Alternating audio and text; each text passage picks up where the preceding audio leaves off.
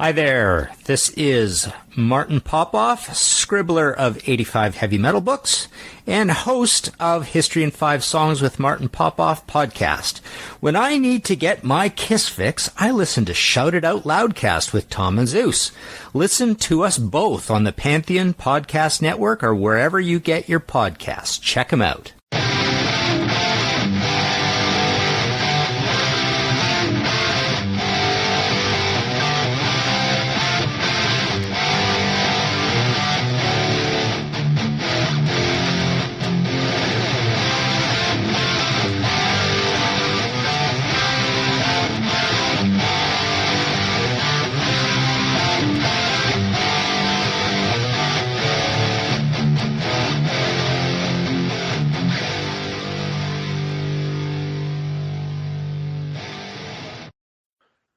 Greetings and salutations.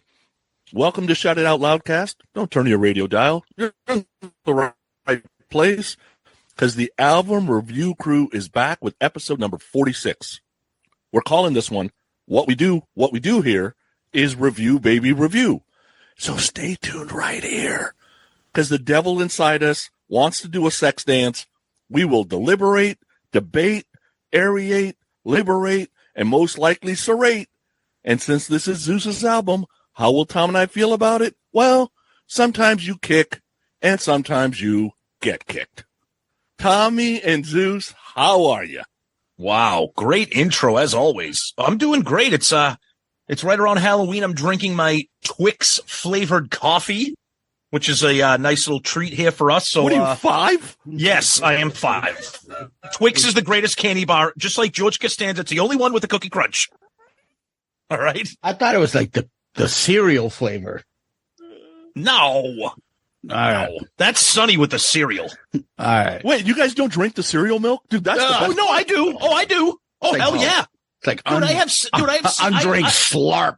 I have those cereal bowls with the built-in straw in them. Me too. Yes. Yeah. Yes. Disgusting. Coming up next on Two Guys in a Bowl. Sonny, I was shocked that you didn't put something in there about Mystify. Why I picked this album? Why Zeus picked this album? We are Mystify. I thought that would come in there. I was going to, but then the whole sometimes you kick, sometimes you get kicked. That's a good one. That's a good one. All right. Yeah. well, we're back, and it's my pick this month. So we're going to tip our hat to all our Australian friends out there. Yes, this one's for you. But before we do that, we got to go back and torture ourselves and talk about trash a little more from last month. We did a little poll. Tom, did we do the poll this?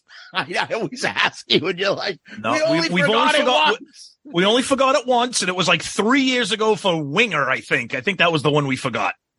I feel on the honor of Halloween, Tom, it's like it only happened once. Yeah, exactly. A momentary lapse in muscular, what's he say? Coordination. It was 3 years ago. That's what you're going to say to me. That's it. It was 3 years ago. I forgot one poll. You don't let it go. It was a dark night 3 years ago. I still think it was twice. You do? What do you think? I know for a fact it was Winger. I know it was Winger, but I still feel like it was twice. Okay. You might. I don't know. I only remember one, but that's okay. But anyway, so the poll we did this time was obviously for Alice Cooper trash. 4 songs: Spark in the Dark, Bed of Nails, Poison, and I'm Your Gun. 4 just Hall of Fame gems of just lyrical prowess. Poison, no surprise, runs away 66%. Bed of Nails 23%. Spark in the Dark 10%. I don't know how I'm Your Gun even got 1 vote, but it got 2%. Best song on the album. Well, I was one of the votes. No. And sorry, it wasn't about Reaganomics. Hey. I voted for Under the Gun. Don't Under the Gun. Under the Gun. Yeah, that's better. And that's not even good. Our buddy Tony, who we always forget to say does our intro music for album review. Him. Okay, well, he chimes in. He says, I went with Poison, very well-written song, but I've been singing House of Fire all day. Wait. Go ahead. Isn't he on like some sort of like cruise right now? Yeah. Tony? Yeah. But dude, he's on a cruise every month. That's all he does is go on cruises. He's living his best life right now. Yeah. That fucking guy is on vacation a lot, isn't he? Yeah. That's all he does. And barely works. Bum. Hey, Tony, how you doing, buddy? Scott says, any truth that you will be renaming your rock hard segment to what pulls my trigger and makes me bigger? No. And then I'm lots of fun. I like it. Not true. I like that too. King Kusano says, I picked Poison because fuck Spark in the Dark. Very aggressive opinion there. I don't know if that's called for, but that's okay. Nowhere Fan says Poison, but I've never heard any of the others. And Spark in the Dark went straight onto my Spotify list. Great episode, guys. I love Desmond Child, but yeah, a whole album at once is a little too much sugar. And the Bed of Nails chorus is You Give Love a Bad Name. Yes. Half that album is another album. We said that. Let's see what people think of this album in general. I don't remember ow, ow, ow, ow, ow, and You Give Love a Bad Name. Listen Although again. it should be in there, since I've been married twice, it should be in there. But Listen again. Let's see.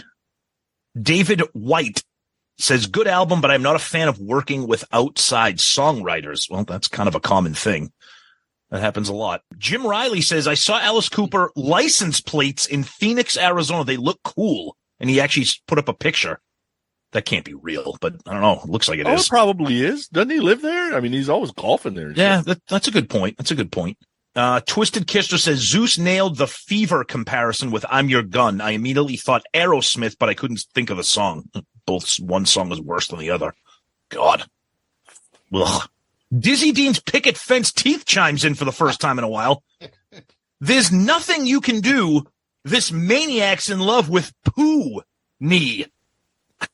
Oh, God. He says, come on, Sonny Pootie. Oh, God. Oh, and then Arnold just simply says, horrible album. That's what we got for Twitter. On the Book of Face, Jeff, don't call me Ronnie James Dio Kinsley says, yeah, Sonny Pooney. Russ Tozer says, trash. While not horrible, sounds dated to me. Desmond Child is an awesome songwriter, but the Bon Jovi style formula on many of the songs kind of makes me want to puke at this point. Some hair metal albums still stand up, but many just sound contrived. It worked for Alice at the time, so what do I know? Michael Bruce, this album did absolutely nothing for me. It was indeed trash compared to Raise Your Fist and Yell. In fact, Raise Your Fist and Yell was his last good album, in my opinion. Michael Murphy, I wish one of those earworms you guys always talk about could have been burrowed into my ear canal and eaten my fucking eardrums so I didn't have to listen to this abomination. A shameful effort by an otherwise good artist. Building a house of fire, baby. Building it with our love. Fucking yuck. 60 miles down. This was such a funny episode. I love how Sonny sounds so passionate talking about some of these songs and breaks them down with so much detail. And then it goes to Tom, who basically starts off by taking a big dump over everything that he just said. All I can say is trash, that it's appropriately titled Keep Kicking Ass Guys. Oh, God. Well, that's why the three of us coexist on this show here. All right, over on Loudcaster's group, Lucas Dube put a fucking gif of Carlton dancing. Oh, there's a lot of Carlton in that. Sonny dancing to Spark in the Dark. Oh, boy. Save that gif for this episode. Yeah. Because I got that same dance for Guns in the Sky. This is not how I want to spend my Sunday morning. Talk about INXS, watching Sonny do the Carlton dance. God, Paul Heider. All these people out there are going to try to tell me that grunge killed hair metal and that Nirvana killed hair metal. This fucking stupidity is what killed hair metal. All through this episode, all I can think of how to sum up what I was feeling and listening to this episode. I think Tom summed it up perfectly. I'm not a fan of grunge, as I've noted. a fan of this crap either. Guns N' Roses saved my kind of hard rock metal, and every band being pushed to pop polish at this time, and it sucked. Even GNR lost their edge a couple of years in. That's why I can't get on board with a lot of the new pop metal bands. They all have the edge of a butter knife. Formulaic, lacquered shite. Nice. That's good analysis. Love Paul. And butter knife is fine. Good steak you can cut with a butter knife. If you can cut a steak with a butter knife, it's probably not cooked that well. But that's okay because I like my it. I like my no. I was going to say that, which actually isn't a problem because I like my steak kind of bloody. So yeah.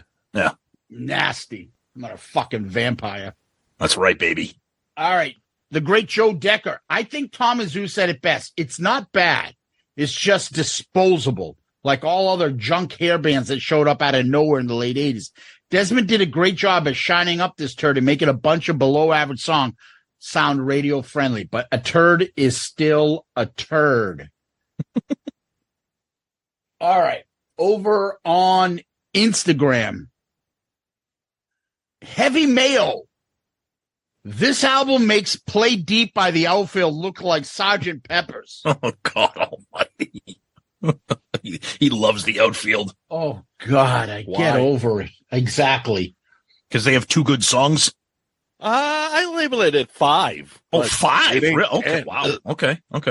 The singer has a fucking Steffi Graf haircut and fucking huge buck teeth. That is a very descriptive way to put it. I don't know. He doesn't sound very manly either. No.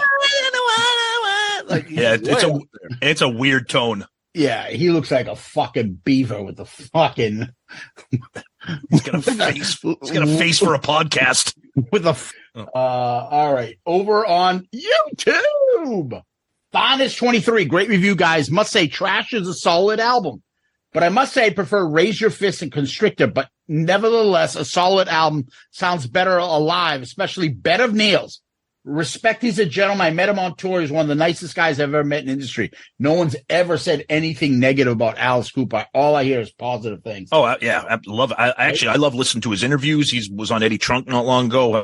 I mean, I don't not like Alice Cooper. He's a likable guy. Yeah. Yeah, of course. Well-spoken. Yeah. He would have been part of that whole, the trials that, Blackie was in and D was in. Oh, yeah. Shit. Yeah. He would have been there, but I think he was still recovering in like the institution or whatever. Yeah. I think you're right. Emmanuel Martin Jr. By growing up in the 80s, this is my Alice Cooper, as well as 80s Kiss and other big names that are. I think Desmond Child's contributions made the album even better. I know hardcore fans despise the commercial eras of 70s acts, but I don't have any problem with that. Well said, my friend. Mm-hmm. And that's what I got, Tom. And surprisingly, apparently the people who like Alice Cooper Trash don't know how to send any emails because we don't have any to read. Or they sent them to the MySpace account. Yeah, exactly. So nice little short bit of feedback here so we can get into INXS. Yeah, short little feedback. We're about 15, 20 minutes in. All right. That's short for us. All right. So what we usually do is whoever's pick it is talks a little bit how they got into the album and gets us started. So INXS Kick. Yep. I think I am like everybody else in that era that grew up, and it's about our same age group, MTV, right? I know Listen Like Thieves, What You Want, those videos had come out. So I heard already of what INXS is. And then when Need You Tonight hit MTV, it just kind of fucking exploded. Thought nothing of it, thought it was a good song. Okay, great. But then when Devil Inside and New Sensation were the next two songs, I had to buy this album. So I get the album. I play it during that time period. I really liked it. And like a lot of albums, I find that some of these albums are top heavy and they're not as consistent as you remember them, but you love them for certain tracks. So INXS is just one of those, and it's very similar to me. INXS's Kick is very similar to me to like Automatic for the People for me, whereas I like the band, but there's just one album of theirs that just kind of goes beyond what they're normally capable of, or that you really get into and really like. This is the one for me. So I got into this, and I think it's just one time that the band just hit it out of the park. I played it. We all know the songs. We all saw the videos. You couldn't have been a music fan and not seen any of this stuff. I wanted to change it up a little bit. I've loved this album. Tip of the hat to our Australian friends. And one of the things I have to say is I fucking love Michael Hutchence. I just think he is super fucking cool and what would really be called a real rock star. Like, and we don't have those any day anymore, I think. He was just a rock star, someone of that era, someone that I look back on and fondly remember and just be like, that fucking guy's cool. He doesn't need to be playing hardcore heavy metal or anything like that. He's just fucking cool. And the band, with all their quirkiness, was just interesting to me. Interesting to look at, interesting to hear. I found it really just a different type of pop band for that era, and someone that I could like and not feel fucking embarrassed by. I really enjoyed the album, and I wanted to pick out something different and go a little bit off the board. So I brought up INXS Kick. Yeah, for me, I got into INXS even earlier than that. I mean, I was an MTV nerd right from the get-go, so I remember seeing the video for The One Thing off of Shabu Shaba way back. It was like that first song. Like, this fucking band is awesome. And then Listen Like Thieves got popular. Yeah. And then I have very, very, very vivid memories of the Kick album. Came out a month after we started high school. Zeus, me and you came out in October of 87. And I mean, this was a really interesting time in my life as a music fan because I was obsessed with hair metal. I love 80s pop, and I really love the new wave stuff, like the techno new wave, like Duran Duran and Human League and like all those bands that were on MTV, pop music, but like kind of like just like you said, quirky. And INXS, even in retrospect now, at the time, I don't think we knew it, but listening to this album 35 years later, they were quirky. They were like, they had like some funk influence, some pop, some R&B, some dance, they were all over the place. And I think at the time, I don't think people really looked at that. I think they just looked at them as like a pop band that was a little bit different, and they were very like new wave, like almost like alt new wave, their appearances, the musics that play, the instrumentation. So this album was huge for me. I remember just getting the CD and just listening to it nonstop. And of course you couldn't escape the videos. And I will absolutely agree with you. Michael Hutchence carries this fucking band. They're super talented songwriters. They know how to write a hook, but he's a good looking guy, incredible vocals, that wild long mane of hair, incredible frontman, super active stage presence. And I just think INXS is one of those bands that if you're around our age, even if you really weren't a fan of the band, you just couldn't avoid them. And I think it was really interesting for me. We'll get into it. It was interesting for me because I don't think I've listened to this album in probably like 30 years, unless like a song comes up on shuffle. But to spend time with like the deep cuts that I haven't heard probably since like high school, it's an interesting album to see how it kind of evolves, 35 years later as to where it was. So I'm interested to talk about it all. One thing I just want to bring up. Yeah. Do you remember that time period you talked about, freshman year in high school and stuff? Oh, yeah. Yeah. You just bought music if you liked it. Yep. It wasn't like, I can only buy this type of music like it is now, where everything is fucking in a category. It was just like, all right, I'll buy INXS. All right. Or I'll buy Straight Outta Compton by NWA, which I. Oh, yep. Or I'll buy fucking Prince's latest album. Yep. Or then I'll go buy this new band Guns N' Roses. What are they all about? Like, you could do that, and it wasn't a bad idea. Yep. And it was all over the radio. Yep. You could hear Kick. You could hear Sweet Child of Mine. You could hear fucking Cream. Like all sorts of right. shit. You could hear, yeah. And that's what was fun about it. Sonny. All right, I feel like I have to start here, so I'll start here. I love Australia. I wish to visit someday, but I think koala bears are cuddly. And I love kangaroos. I think I have to start there because at the end of this, people may not like me much anymore. Well, less than they do already. All right. How I got in, dude, I'm an MTV kid. So what you need you tonight, hard to get away from. I'm finishing off my first year junior college at this point, and the girlfriend at the time wanted to see him live.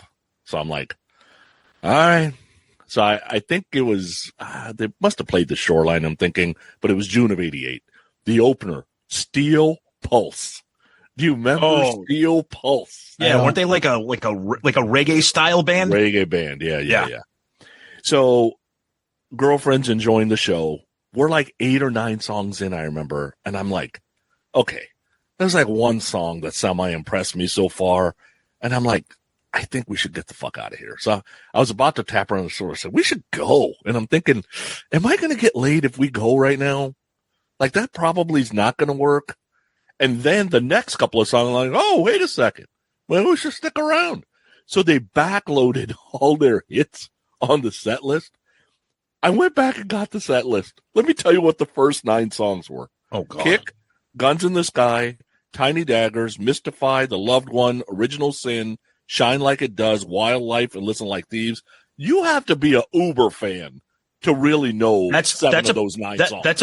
That's pretty bad to not sprinkle in a hit in the third or fourth song. Yeah, they played this album like bands don't do anymore. They put out an album, we're going to play the songs. But to not play Devil Inside or New Sensation within the first 3 or 4 songs, that's risky. But go ahead. Yeah. So I stayed for the show. It was good. You're right. Michael Hutchence, rock star. I mean, I am hetero 100%, but if there was going to be a time where I was not, Michael Hutchence would have been on the list. The guy's sexy. That's just all there is to it, right? Agreed. So, yep. I was a huge Doors fan already, so things I had seen in Jim Morrison kind of I saw in him. So he kind of seemed like this I guess generation's Jim Morrison. I went and bought a Kick. Later on, I bought X, and I've got the greatest hits, and I think those are the only 3 things I own. Last time I heard this front to back full album, probably the day I bought it. After the day I bought it, you hear certain songs all the time that you like. There might be 1 or 2 deep cuts, but besides that, INXS wasn't really anything I went back to until Rockstar INXS came. And then I'm like, oh yeah, man, I haven't listened to INXS in a while. And then that kind of got me back into listening to some of the other songs. So that's my thing with INXS. Yeah, once Kick, it's weird because I hate to when we talk about music, it sounds like pretentious, but it's just I outgrew INXS. It's not that it just, to me, their style was very, very of the time. And once that time for me personally passed, I just never went back to listen to INXS. To me, they were like an 80s new wave band, and 80s new wave is no longer, if I want to listen to them on satellite radio or for some nostalgia, I will. Which is why I think it'll be interesting to talk about these songs and see how they translate in 2023. But this will be good. I like when people pick albums like this for ARC. Yeah. So for me, like INXS wouldn't be, I don't know, top 50 maybe bands for me. Not even. Yeah. The album. And sometimes a band just gets all the right pieces and puts it all together. And it's like an actor who's been in shitty movies or shitty stuff. The guy from fucking Scarface and Amadeus, he just got that one role where he won the Academy Award and has been in a million other shit projects, and he just put it together for that one role. Like, now I like the next album that came out a little later because they had Disappear, they had Suicide Blonde. I like those 2 songs, but I never bought anything afterwards. I didn't buy anything prior to Kick really either. So again, this album though is very nostalgic for me, and it was the whole reason I wanted to pick this is because this specific album from INXS stands out. So let's go to the album cover itself. Now, you want to talk about dated. What do you guys think? Well, it's very dated, but it's also, I know these guys are like Australian. But this is very Euro new wave 80s right here, like with the outfits, the haircuts, the glasses, even the way they're standing and posing. It's super dated, like super dated to the point where it's like kind of like uncomfortable to look at. and here's the interesting thing. I'll say this. I know that they have like, I know that they kind of have like half of Michael Hutchence's face, and they kind of have him like with that sexy, side, the side glare. But I really think, in my opinion, it was a massive mistake to not have him be the forefront instead of that stupid fucking skateboard or that Thomas Dolby wannabe with the sunglasses on. Michael Hutchence should have been the focus of that album cover. You mean Buddy Holly? The fucking guy looks like Buddy Holly? Yeah, that guy, and then the guy from Just Jack, Will and Grace or whatever, in the squatting position with his striped That's sweater. the drummer. I fucking love that guy. He's so full of character. I love him. And then they got one of the guitarists has got a full on Jaromir Jagr mullet. Yo, yes. Some of the videos, I know, fucking horrendous. I will say, I love Michael Hutchence' leather jacket. That even the collar and everything, he looks badass. But move him over and give him like 3/4 of the cover. Three straight guys are like, give us some more Michael Hutchence. Well, because the guy was a friggin' sexy ass rock star. You got to call it the way you see and it. then the other guy, the guy that writes most of the music with him, Andrew Farriss. He's like some of the videos. He has like a fucking what's the little guy, the fat guy from fucking the Little Rascal Spanky hat. He's got like a Spanky hat on. And I'm like, that is so uncool. But that's why I like their videos in this band. They're all like quirky. There's always something fucked up about one of them in there. But anyways, I'm sorry. Sonny, go ahead. All right. So their story stalled this. Okay. So Nick Egan is the one who came up with all this shit. And he had done other albums and album art, because he was kind of like into European fashion, and he was an artiste. So that's why it's dated, because it's very of the time fashion. Yep. Okay. Yep. Now, if anybody's looking at the album cover, just so we're all talking the same thing, left to right. So the dude with the guitar in his hand and the boots, that's Tim Farriss. Mm-hmm. Yep. The guy who looks like he's ready to go to the local car mechanic shop, that's actually Garry Beers, the bassist. Yep. The guy who's pointing at you, I see you. That's Andrew Farriss. You got Kirk Pengilly, who does the bass and guitar. That's to do with the sunglasses and the gun belt buckle. He's the sax guy. Yeah, he's the sax guy. The guy who needs to be held, that's the drummer, hugging himself. And then Hutchence kind of looking over, going, what the fuck is going on? So who's on the skateboard? Whose random arm is hanging down below? Those are both Michael. Okay. So that's Michael's hand and arm, because you see that in one of the videos. Oh, that's right. That's right. Yep. And the skateboard is how he used to get to the recording studio every day. That's right. Yep. So that's his skateboard. Yep. Now notice the INXS has stars and it's red, white, and blue, because they were trying to get the U.S. market. Smart. Well, they certainly got the U.S. market. Holy shit. The reason his face is half cut off, Nick Egan, in an interview, spent like 30 minutes describing how he had to negotiate with every band member and where they would be standing, whether their face would be sideways or full, whether they would be in the front part of the gatefold, the back part of the gatefold, because he knew the CD cover was gonna, right? Yeah. So Yep. It's like, how do you get Hutchence to be the cover without him being the cover? Yep. And this was the way he could do it, by making everybody happy. It's true. I mean, he is in the forefront, but I feel like the guy with the friggin' sunglasses and the gun belt buckle takes up way too much space on the album cover. Just way too much space. But when you see him, you're like, oh, that's the guy from INXS. Oh, yeah. Oh, no. Or Very it's Buddy Holly from the fucking grave. But like, Yeah, you or know it's- these people because they're all so quirky and like or have these weird appearances, you know? Yeah, or it's like a dime store, Thomas Dolby, where you're just waiting for him to just go, science! Oh, he's the And one Nick who does said- the football games with fucking Tom Aiken. Aiken. Oh, Troy Aiken. Joe Buck. Yeah. Oh, Joe this Buck. is Joe Yeah. Buck. Science. Egan said he tried some stuff with all 6 on the front cover. He said he couldn't make it work. Yeah, well, six people, that's a lot to get like a group photo in there that's going to be good. Actually, now that I think about it, it's not it- bad. I like the idea. Like, you have to open it up to see the rest of them. Yeah, I do too. I mean, it's a catchy cover. I like how it has the logo in the middle with the stars and the colors and the white, the plain white background. It is eye catching and it is kind of iconic for the era.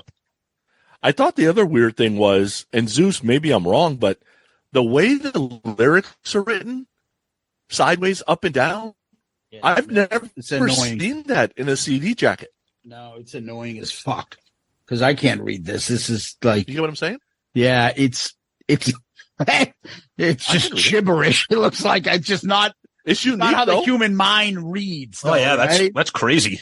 Yeah, and right. They also have the silhouette in the back with all the song titles on the CD. I don't know if I don't have the album. So that was probably. I wonder if that was their attempt at what the original album cover was going to be with the six guys. I wonder if that they're like, well, let's make this the back cover. Could be. Now, the other interesting thing about the album in itself, the cover or whatever, but I don't know if it's part of the album, they wanted to name it like under 4 letters, like INXS, Kick. And they put it with the band, and that's why you see it just underneath the title. And they wanted a 4-letter word for the title. Strange, but they put that thought together to make it like that's going to be our title. Oh yeah, to make it like equal with the graphics for the image of the album. Yeah. All right.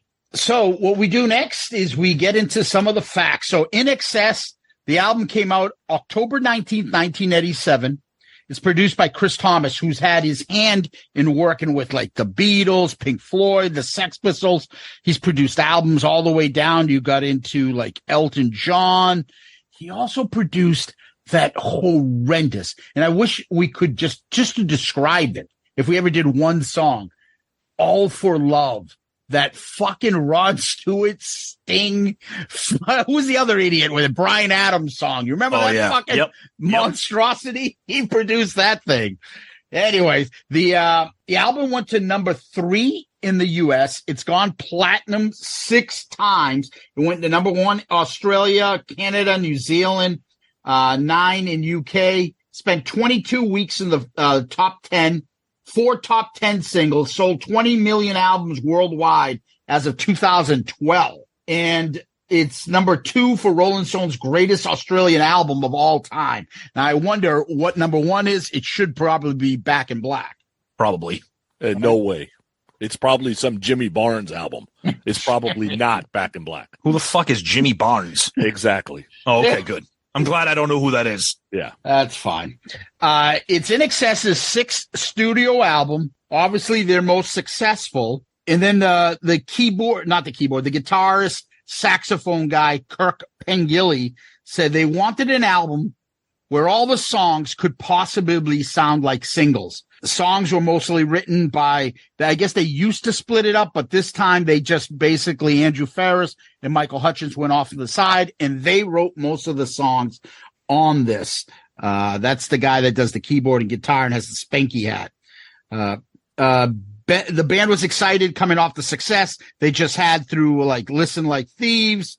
The president of the label, when he first heard the album, hated it and said he would give them $1 million if they go back and fucking change it. And they didn't do it. Thank God. The band's manager secretly had a plan which he would try to push Need You Tonight to college radio and get them off on a flying start. It obviously worked.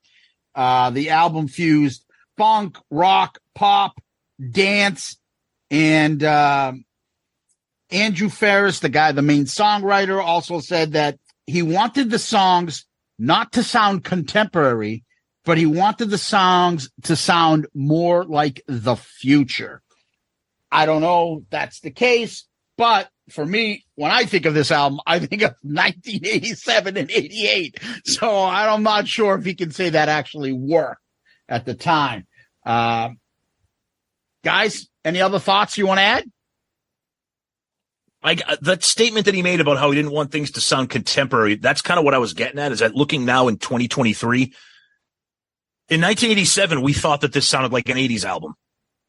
I think now it sounds like an album that obviously has an 80s feel to it, very strong 80s feel.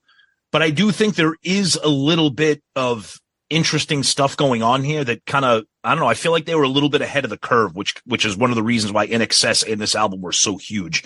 It wasn't formulaic. It wasn't contrived. It wasn't what you were seeing and hearing everywhere. You know, it had kind of the funk guitar. It had some sax. It had some danceable beats. It had like some tribal rhythms on songs. It had like everything. It checked off a lot of boxes that made it successful for the 80s and for MTV. But I think listening to it now, I do think it's kind of interesting. It's like if you put on like fucking Flock of Seagulls or something, But one of the bands that came to mind, and I'm not comparing their success or anything, but it's kind of like when you listen to like the Police.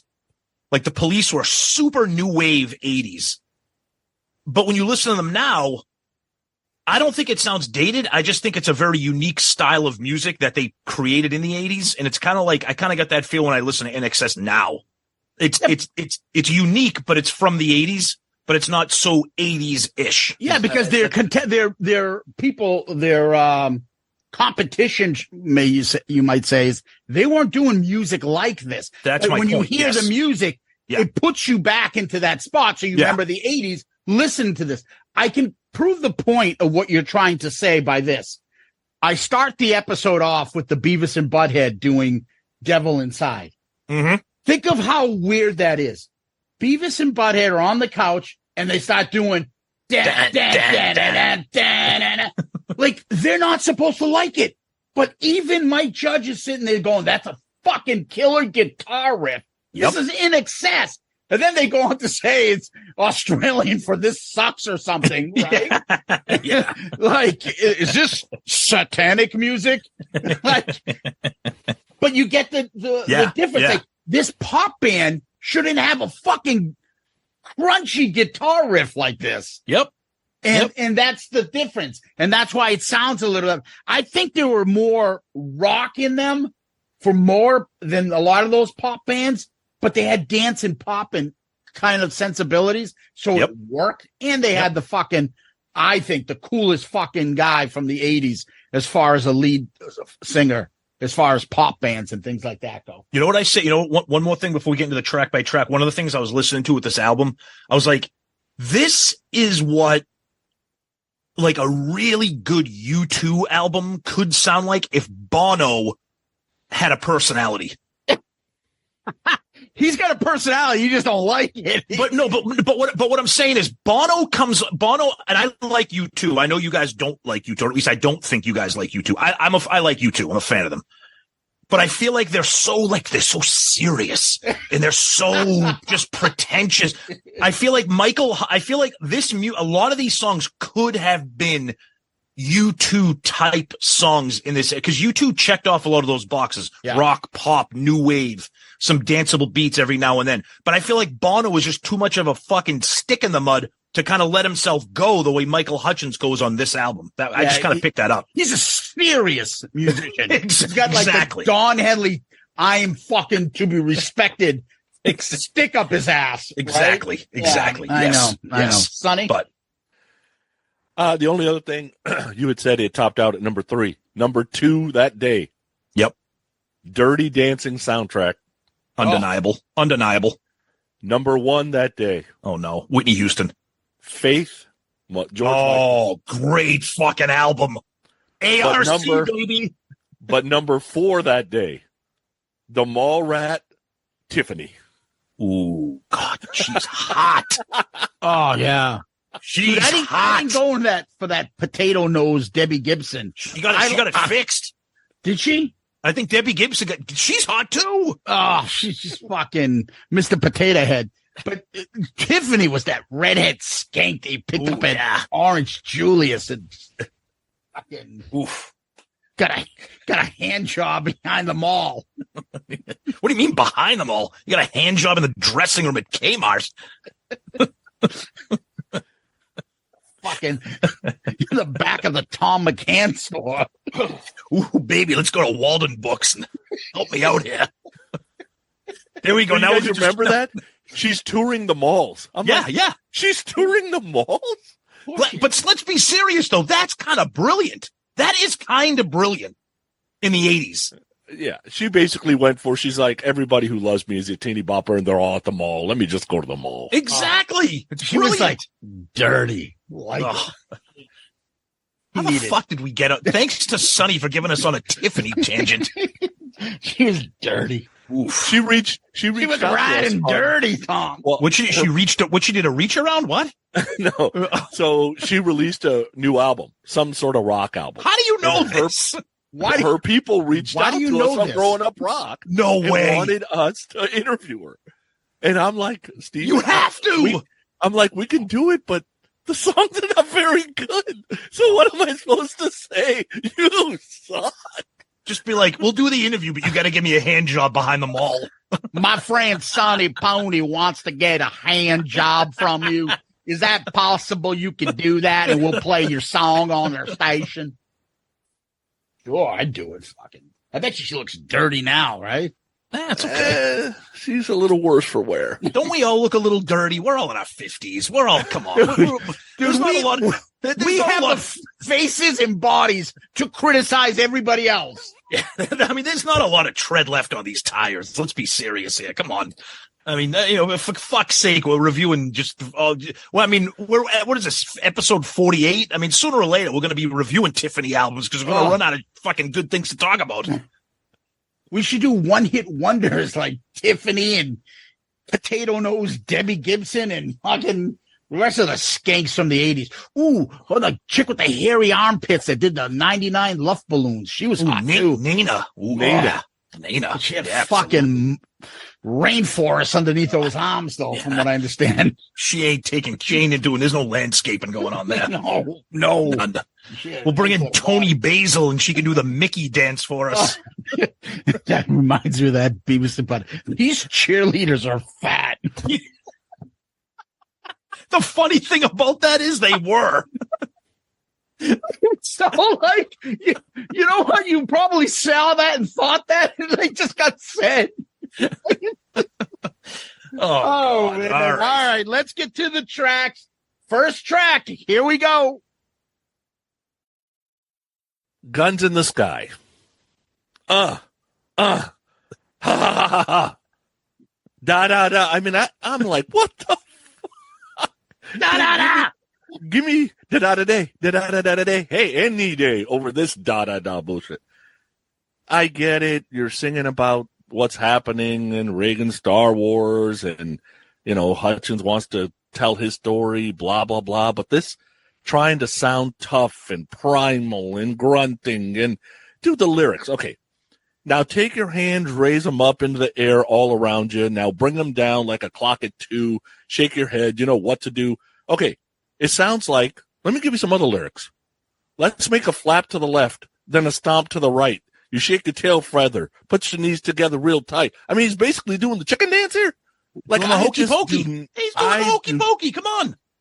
I do not need my pop bands to do these kind of songs. The chorus is boring. They're trying too hard to be angry. Easily in the running for one of the worst opening tracks on an album fucking ever. This song sucks. Well, I can't believe I'm kind of agreeing with Sonny here. Horrendous decision for an opening track. I mean, probably 75% of this album is a hit, or at least primed to be a hit, and you open with this.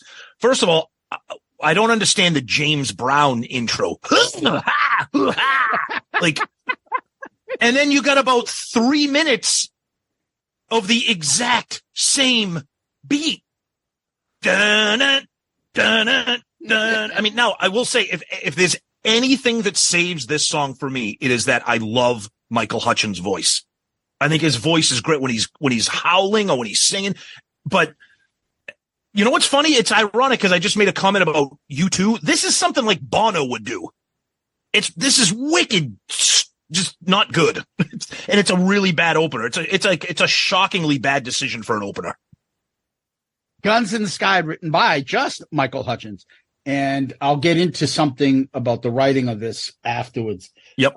Yeah, I had the same thing about the James Brown. Get hot in the hot tub. Exactly. But I do like the guitar crunch, and that's a little bit of difference. I had the same comment as Sonny. Raise your hands, bring them down. It's just a hokey pokey. It's like a children's song. It's supposed to be about the state of the world and the obsession with arms and all that, and the da-da-da, da-da-da, da-da-da, da-da-da. He does say the word shit, and I'm like, ooh, a pop band swearing. Yeah. I think it sounds a little grungy. It does. I can see that. I like the guitars and stuff. He says Guns in the Sky maybe almost as many times as he says Mystify on this album. Unfucking believable repeat of the chorus.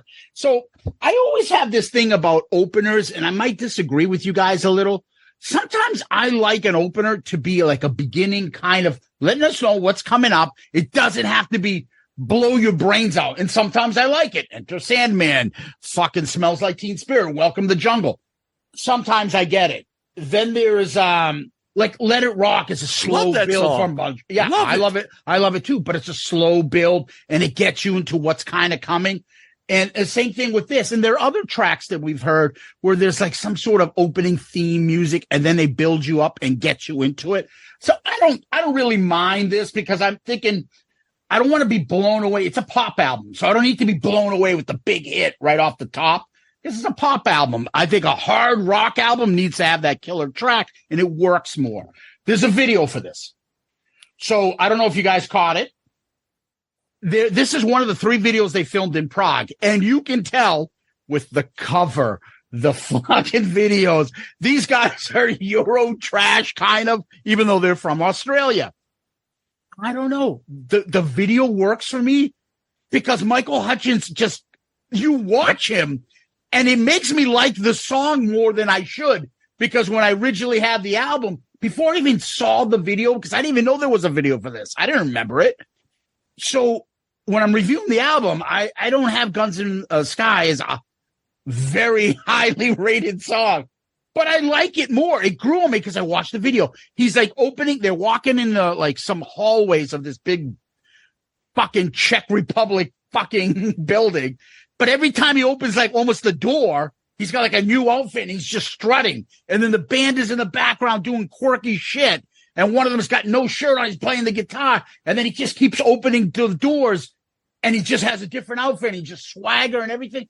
It makes it look to me a little more badass for a pop band, which is, usually you're not considered that way. I don't know. I thought the video was pretty cool. Yeah, it's cool. And you're right. I mean, this wasn't like the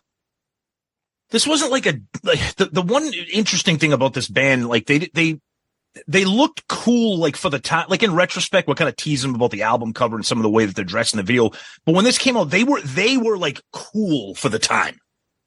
And they kind of acted cool. And in the videos, the way they carry themselves, they're kind of cool. And Michael Hutchence obviously just emits coolness and sexiness. So I think that's another we've said this before, a band tailor-made for the MTV video era. I mean, they just capture you. So yeah, it's not a video that I remember seeing or hearing repeatedly on MTV. Definitely not at all. If MTV even played it, but it was cool. Yeah, if you're listening, go to YouTube, type in Guns in the Sky official INXS video. You will see Hutchence continue to come through the door, and the outfits for everybody keeps changing. There's a different guy with a shirt off. There's a different guy wearing the overcoat. And the video is every bit as dumb as the fucking song. The grunting at the beginning, Hutchence can't sell it. The whole thing is soup to nuts. This song fucking sucks. Yeah, I like it. Here we go. Scrapping. All right, let's go to the next track. Okay, so we go to New Sensation. This one stalled at number 3. And just to let you know, number 2 that day, Pour Some Sugar on Me, Def Leppard. Number 1 that day, Hold On to the Nights, Richard Marx. Yes, I said it. Suck it. Richard Marx was number 1. But anyway, the song. About seizing the day, celebrating life, optimism type song. Lots of funk and groove. Super danceable, super hooky. Hutchence sounds absolutely great. Kind of weird. He says trumpet, but then a sax solo comes. All right, whatever. I like the starts and stops in the song. There's no way you can't dance to this song. And after that piece of shit Guns in the Sky, this is an absolute fucking pop masterpiece of the 80s. So I got a feeling Hutchence only ended up with credit on that first song because none of the Farriss brothers wanted anything to do with being attached to that fucking song. This song, there's the guitar melody is so catchy, unbelievable, awesome song. Totally agree. Perfect pop song. Just incredible groove, incredible vibe. I love that funky little guitar that they do. Totally made for radio, totally made for MTV, and it was successful for a reason. It also reminds me of probably watching too much TV, but it reminds me of like this would be like in a commercial for like Applebee's new like nachos or something, like in the background, like new sensation. And it's like, it just reminds me of like a restaurant commercial for like, hey, our new ranchero burrito, or like, and then you just get this song. No. The new KY jelly with the heat throb. Okay. That too. New sensation. That's fair. Okay. All right. Sonny's speaking from maybe some kind of experience. I'm not sure. We'll save that for a separate episode. But it's a great song. Again, Hutchence, his voice can do so many great things. And I don't know. There's not much to say about this. It's a reason the song was a massive hit. Great tune. New Sensation, written by Michael Hutchence and Andrew Farriss. Yep, it went to number 3, about partying, lifestyle, and stuff. That funky fucking guitar is just so cool. And I actually love the drums on this. Yeah. I think the beat that he keeps and the little fills that he does, especially after Imperfect Moment, boom, bang. There's something about this whole album that they do something with space and time, pauses. And this is the first one of them.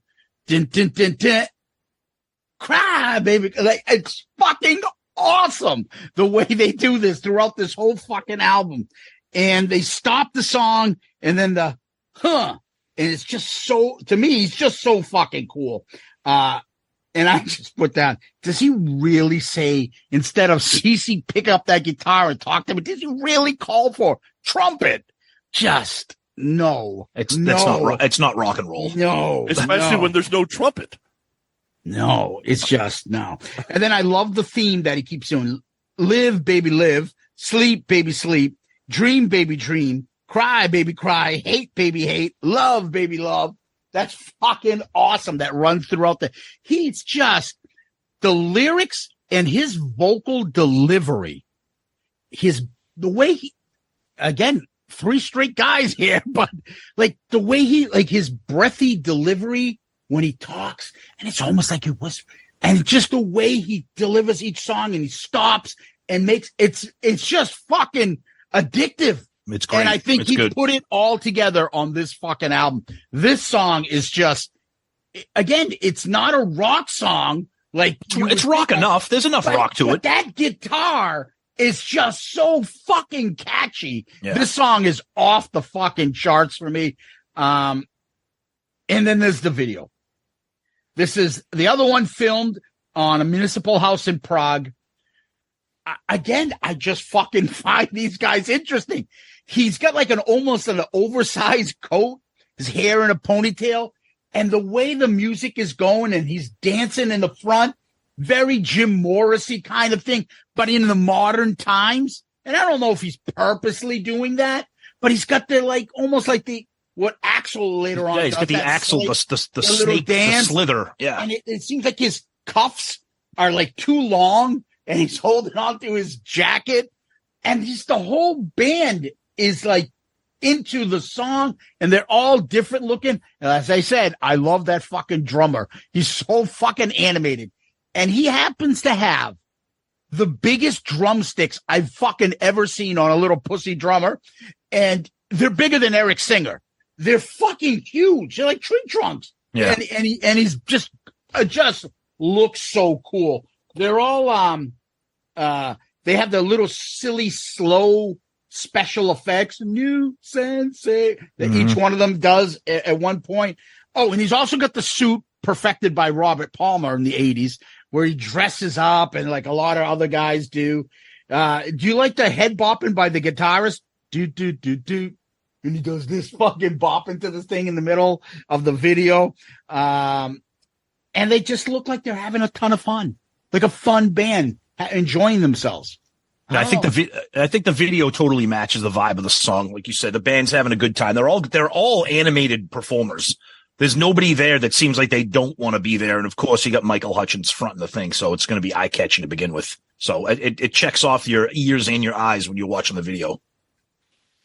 Yeah, the rooftop works, the dressed in black works, the Hutchence suit and tie. I mean, that shit's off the rack. This isn't a Pierce Brosnan fitted suit James Bond shit. This is, he went to the local store, Kmart, and bought that shit. The squiggly line thing's very artsy, makes the video kind of artsy.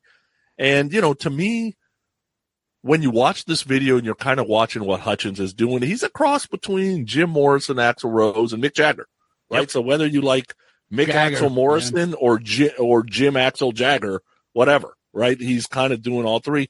And I think it's just his thing. When I saw it live, it was very similar. Like, the music's just kind of flowing through him. He's a quirky guy. That's okay. There's nothing wrong with it. I thought the video was great. All right. Let's go to the third track. Devil Inside. All right. So this one stalled at number 2. What was number 1 that day? The classic. Get out of my dreams. Get into my car. From what movie, Sonny? From what movie? What movie was that in? Romance in the Stone. License to Drive with Corey Haim. Wasn't that Romance in the Stone? No. Oh, is that where the going gets tough? Oh, yeah. That's it. Yeah. Fucking terrible. License to Drive with Corey Haim and a young Heather Graham. Yeah, I remember that movie. Okay. Yes. So Get Into My Car, or Dreams Get Into My Car, drops off. They have a shot at number 1 the next week. And who do they lose to? Where Do Broken Hearts Go? That's horrendous. Who's that again? Whitney Houston, right? Terrible. Is it? Yeah. Terrible. Think so. That's not good. All right, the song. Solid beat, again, guitar melody, so catchy. Another dance type song. That breathy vocal. Sexy, sultry, and evil at the same time. Dude, if that was Elizabeth Hurley, I would have watched the video 85 times. I'm going to say I watched it 35 times as a hetero man anyway. Right? Just dude, that guy can sell. The forbidden, the what you can't get, just the feel of the evil of the devil. His voice just kind of sold it well without having to be evil and raspy himself, I guess. I love it that the vocal throughout the song, it feels like it's building and about to just go off, and it kind of gets restrained back to the breathy thing again. You get a longer guitar solo, which is unusual for INXS songs. It was weird that the sax player was doing the guitar solo, even though they got 2 other guitarists, but whatever. I like the whole idea of it's kind of hard. It's hard to believe we need a place called hell, kind of given this assumption that aren't we already there? Like, just kind of look around, right? Great song, great vibe. Dude, this song, it should have easily been a number 1 hit. Those 2 songs should not have kept it from being number 1 hit. Yeah, I agree. It's a great song. I love the kind of the tribal rhythm there with the riff, the great riff. We talked about that. And then when the full band kicks into gear, it's such a fucking great tune. Again, Michael Hutchence just selling all of it. Sonny, you nailed it with the breathy vocals and the powerful vocals when he needs to turn them up a little bit. Great guitar solo. The song was just huge for a reason. I mean, this is them again, just really putting all the pieces together for just like an undeniable pop dance kind of just, I don't know. It's a great tune, and it's very unique. And I think the good thing about this, 35 plus years later, the song still kind of is catchy and you still want to listen to it. And it's not like you don't feel like you're listening to something from the 80s. It's a really unique track. And again, Michael Hutchence, just a fucking MVP. Devil Inside, Michael Hutchence, Andrew Farriss, number 2 in the U.S. Lyrics about the life of excess. The song actually made it to album rock playlist. That fucking guitar. Again, I'll mention the part that even Beavis and Butthead are doing it back in the fucking videos that they're talking about. And they're trying not, and they end up mocking them later, but it's fucking as hooky and catchy as possible.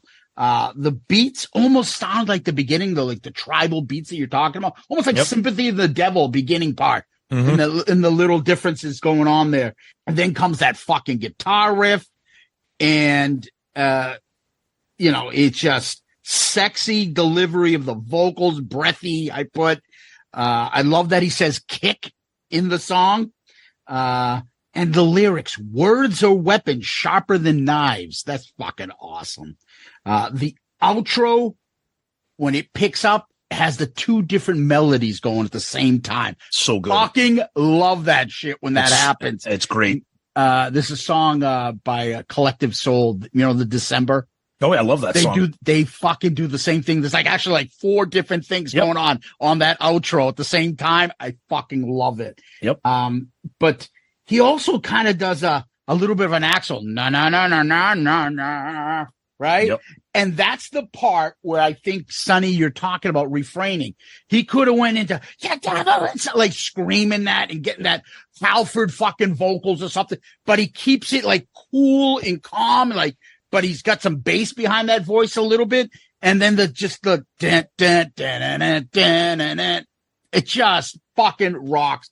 This is the whole reason probably why I picked this fucking album, the last 2 songs, because they just stand out to me so much that I wanted to get to a point where we can talk about them. And then there's the video. I'm telling you, that's I thought that was Frankie Goes to Hollywood relaxed gay video. Fucking half the guys are in the club with no shirts on. I don't know what the hell it looks like. Yeah. That's exactly what it looks like. And it's just whatever. And then it looks like there's going to be some fights, some shirtless dudes. And then the band walks through everybody and parts some Michael Jackson bad video kind of shit. But the band just looks so fucking cool. And so does he. And it's just, for me, it sticks out, man. Yeah. I mean, I'm watching the video and it's funny. Like, I mean, it's neither here nor there, neither right nor wrong. But I'm like, was this band like an icon of like the gay community? Like seriously, and if they were, that's great. Who cares? But because I bet you he was. Look at us. The 3 of us are straight as an arrow. We can't stop talking about him. Yeah. So what the hell? But even the fucking Buddy Holly guy looked cool in this video. They did. That's the what whole I'm saying. band They looked interesting. Yes. They were all very charismatic and photogenic and looked good on video. They all did.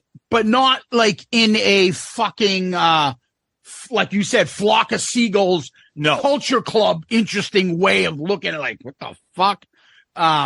More like, wow, that's fucking, I bet you these guys, I don't know, fashion or modeling, but I bet you these guys could all do it, right? And you don't know anything about them. Yeah. But I just fucking love this. Love this. So on this video, there was a couple of subtle things I wanted to point it out. So Schumacher, first of all, it's supposed to be kind of like this is the hell on earth, which, they're flashing all this different shit. I guess you could call it hell on earth or whatever. But if you watch the video, like with a close eye next time you see it, there's a lot of color scheme red. There's a lot of black. He's wearing a gray suit with a red pocket square. Yeah, the pocket square. They're trying, like Schumacher was trying to make sure that the whole feel of the whole thing was like just craziness bedlam. Yep. Right? And the color scheme matters to that. So I thought the video was good. Yeah, and he had the fucking devil mask on the back of his head and turns around. And we didn't mention the in the beginning that he does. Oh, I love it. Love it. It's better than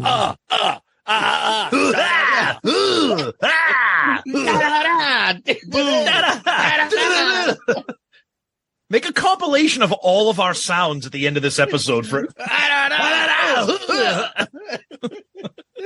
Then the guns in the sky. Oh man. All right. Let's go to the even bigger track than the previous 2. All right, Need You Tonight. There's probably whether you want to use the word iconic or not, whether you want to use the word unforgettable, melodies you hear that you could tell what the song is in a couple of notes. And if you don't think that dun dun dun dun, dun, dun like if you don't know that's Need You Tonight, then I don't know where you've been. Like there's no way to forget that. First of all, it's the number 1 hit. It knocked out The Way You Make Me Feel by Michael Jackson. That's what it knocked out of the number 1 spot. I actually like that song. Me too. Yeah. Songs on my sexy playlist, if anybody cares. I never turned this song on. I have heard this song 5,000 times. And I've never turned this song off. The bass line, that one synth keyboard note, so simple. that whole, how do you feel? I'm lonely. What do you think? Can't think at all. And then that whole, Zeus was bringing it up earlier. We talked about kind of the start stop, that I'm lonely, right? Like that. It's just, this song will literally live on forever. They need a soundtrack of all time, will live on forever, put on Mars, and people will know it. And this is going to be the song that comes from the 80s. I mean, just everybody that I know that has ever heard this song likes it. Wow. High praise from Sonny Pooney here. Yeah. And obviously, I'm going to 100% agree. It is the catchiest, sexiest tune that I can recall from the 80s. It's like, ooh. God damn. You know why? Because I need you tonight. But that combined, Sonny, I had the same thing written down when he's like, the call and answer response. Yes. You know, like just, it's, and when all the instruments get together, they do so many like unique things, like the little tapping of the drumstick on the side of the drum instead of actually playing the drum, just like that. It's just, and then the song like evolves. Like, I mean, honestly, I keep talking about the time that has passed since this album came out. I mean, fucking bravo to this band that this album still sounds like this good and this catchy and this hooky, because this song's fucking catchy as shit. Need You Tonight, written by Michael Hutchence, Andrew Farriss. It's the first and only single that made it into number one for them. It won MTV's Video of the Year and Video Choice by the Viewers Award for 1988. That doesn't happen often, that it won both. It's VH1 top number 16, top 100 songs of the 80s, and LA Weekly number 5 on the top 20 sexiest songs of Sonny Pooney's playlist. Because I'm not sleeping. Just, I'll skip to that part right now because you just said that. Just that whole slide over here. Just that, I never thought that when somebody's slide is sexy. Like nobody can really pull that up. Like when he says it, you're like, ooh, all right, if you want me to take my clothes off, I will. Yeah. Oingo boingo is not getting me to slide over anywhere. You don't think? But I love Dead Man's Party. You don't think It's a Midnight Dead Oil Man's can do a sexy version of Beds Are Burning? Like, but just that makes me sweat. Oh, was he sweating? Ooh, like Don Dawkins from 2 years ago. Not meat sweats. No. Fat Vince Neil is out of breath. Tom Kiefer sweat. I mean, what kind of sweat are we talking about?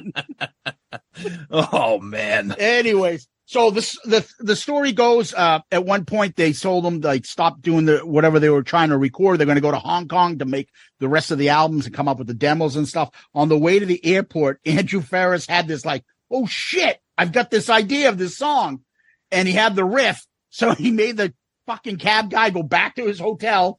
And he made him run the cab back then, you know. Yeah, for like you sat there for like a half hour. You fucking wrote the song. 45 minutes. He had to find a cassette player to put it on. And then he's like, all right, let's go. And he brought it back. Hutchence said he wrote the lyrics in about 10 minutes. And it's all about intimacy. They promoted the single, as we talked about, on college radio, and it really paid off. It's got a lot of like Mick Jagger to this. And throughout the album, he's got a little bit of that too, between the Jim Morrison, Jagger, and all this other little fucking frontman sexiness and shit. Yep. There's something about you, girl, that makes me sweat. Just fucking put in a time capsule and put you right there in 1987 when you hear this song. So, and now we get to the other part, and that is the video. Oh God! Anybody else want to go first? Sonny. All right. So the drummer, there's one thing to tick, tick, tick on but the fake play the drums. That's a little weird. Okay. Yeah, I know what you mean. I like that Michael's super sexy in the video. I love that they're using the album cover outfits. I love that the backup guys are in white shirts, and Hutchence is on the stool, and the spotlights go on and off as the call and answer is happening. For a simple video, there's a lot of shit going on. Yep. And I must have seen the video 1,000 times, and I don't think I ever turned the video off. right? So there's, it's a great video. I know we'll talk about the other songs separately, but this part of the video I think is great. Yeah, the video is iconic. It's just the effects that they use, the way the band's performing. Again, these guys really, really had a knack for doing all the right things, both musically and video wise, and putting them together. So when you're watching these, you're it's like sensory overload. Your ears are like just in amazement at how cool the song is, and your eyes are focusing on it too. It's another. All these videos are awesome. They're a very visually compelling band, especially with Michael Hutchence. So the one thing you notice in the video, and it's really about this band, is all the little things happening in the song that make this song so great. And they're all simple. It's not fucking this complicated thing. But it makes me think like this was a real band. Everybody had a part. Everybody had a role. Everybody was for the song. And everybody put this little thing into it, and they all stick out. So it's not like a bunch of session guys or 2-3 guys mainly did the music and writing and then just had everybody else play shit. Everything is perfected to make this song look good. And then there's a different part in the video. You'll notice a different guy playing part, and you're like, oh, that's the part in this song that I listened to. And now you're like, oh, I can see it because now I can visualize him playing that. And because there's so much shit going on in the song, you don't even realize it. But anyways, just getting back to the video, it's like a Harish cartoon. Oh yeah. And the band looking all, ooh, and Michael looking like that as well. He does the whole Chris Collinsworth slide into slide. I love it. When he slides in the video as well. Yep. And it just, he's the whole band is just looks like they're having fun, especially the drummer. I love that fucking guy. The guy has the Spanky hat on. And there's just a guy with a huge fucking Yager mullet in that video, too. Yep. And we'll stop there on this video. I know it continues with the other song, but we'll save that part of the video for that part of the song. So let's, anything else before we move on? All right, next track. Mediate. All right, so the story goes here. They're listening to I Need You Tonight. Somebody accidentally leaves it on. They start listening to Mediate and realize that the songs blend well together. I think that's a great story. Music history is littered with a mistake happens, and it ends up being something everybody loves going on. So supposedly this thing's an homage to this whole subterranean homesick blues. Dude, I am not a Dylan fan. Yeah, I went back and listened to that song. 2 minutes and 21 seconds of my life fucking wasted. Song is so bad. But the song is oddball. There's no doubt. So I've got a trivia question for you. All right. I will tell you that there's 89 unique words in the lyrics. This is coming from the guy who says he doesn't have time to record on a Tuesday night, but he has time to fucking count how many times he says fucking. I didn't. I did it at 1 o'clock in the morning when I couldn't okay. sleep. All right. Well, that's good. Okay. So, Tom, tell me how many unique words are in the lyrics that actually end with ATE out of the 89. I thought I knew this, and I don't. I'm going to say 45. Zeus, how about you? I would say 8. 8? I don't know. The number 8, and we all rotate. Yeah. So there's 40. There's 40 wow. I was close, baby. That actually end with the letters ATE, right? So 8 doesn't count because that doesn't end in 8. Oh, I see what you mean. Yeah. They are. Please don't read 40 words. Activate, alleviate, annihilate, God. Appreciate, debate, date, deliberate, depreciate, desegregate, designate, detonate, devastate, deviate, delate, emulate, fabricate, fascinate, fate, gravitate, hallucinate, irate, rate, radiate, plate, ornate, moderate, mediate, mate, liberate, late, Kate, recreate, reinstate, rotate, serrate, state, suffocate. Sax solo. Bravo, into Sonny. An amazing sax solo.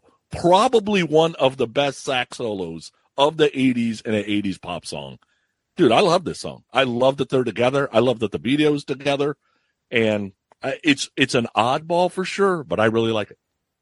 Dude, I would say, Tom, I got to jump in. I would guess that would have been, if you asked me, that this would end up being a Sonny Pooney top 10 worst song of all time history, that you would have guessed it. Would you say that? Like that he was going to be like, waste of my time, horrendous. No, I'll say that because the only notes I have for this are stupid. Why one word for notes? Really? Fucking stupid. And you know what? I'm embarrassed and ashamed that I mentioned Bono earlier in this episode because this is stupid, pompous shit that Bono would do. This is dumb. This is a total disregard for the people listening to this album. Can you try not to hate? Can you just love your mate? Just go suck my. I can't think of anything Why don't right you now. go rotate? Yeah, just go fucking masturbate. Was that one of the words? No, it wasn't. It should have been. This is just now. I will say musically, the beat is. First of all, I cannot believe, and if I'm wrong, somebody can correct. I can't believe a hip hop artist has not sampled this beat. It would have been the most kick-ass rap song of the 80s or the 90s. And the sax solo is great, but the rest of it is just dumb. This is dumb. Just appreciate. What's wrong with you? Because I like to hate. Love your mate. Oh. Anyways, Mediate, written by Andrew Farriss. It made it to number 5 on the US Dance Club songs. But this is the one that I remember I mentioned to you, Guns in the Sky. Yeah. Which is written by Michael Hutchence. They each put words into each of those 2 songs.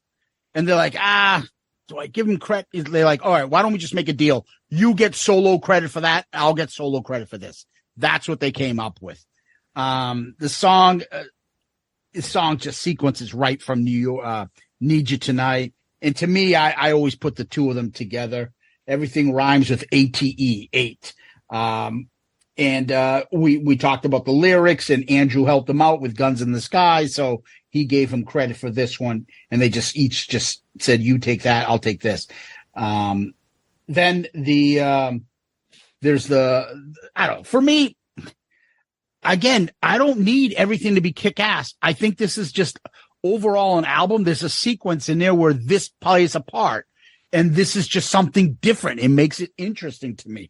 I don't need to, I'm not at a club where I need to have the same dance music playing the whole album. This is just a nice little it's just interesting. I find it interesting. Do I like it? Am I going to seek this out? Never. But I don't turn it off. And that's just the difference. Then there's the video, which is the continuation of Need You Tonight. And that's the thing where where he's holding Michael Hutchence starts it off with holding the signs of everything that ends with 8, and he's just flipping the cardboards, and then each member comes up and then flips a cardboard sign, and at the end, the last one I think is so cool that it just says sax solo, and then Buddy Holly comes in playing a fucking clarinet or something. I don't know. I don't know if you guys noticed. So when Andrew comes in with the white jacket on, he's got his head down and he's concentrating because this must have been like the 8th take. Yep. And he still fell behind. Yes. He fell behind. And then Tim comes in early and starts throwing cards to catch up. Yep. And then they had to slow him down because he went too fast. That is kind of that. I actually remember that part of the video from when this video was on. I'm like, these guys can't get their fucking timing right with their card flipping. It's like everybody's so relaxed. Yep. And then Andrew comes in, he's got his head down. He's all serious, trying to throw cards, and he fell behind. Yep. Yeah, one of the things I wanted to add was that it was the engineer, David Nichols, that heard both songs and was like, one was bleeding into the other. And he was the one who came up and was like, I thought they synced so perfectly. And he's like, and he labeled them as the same track when he first heard it.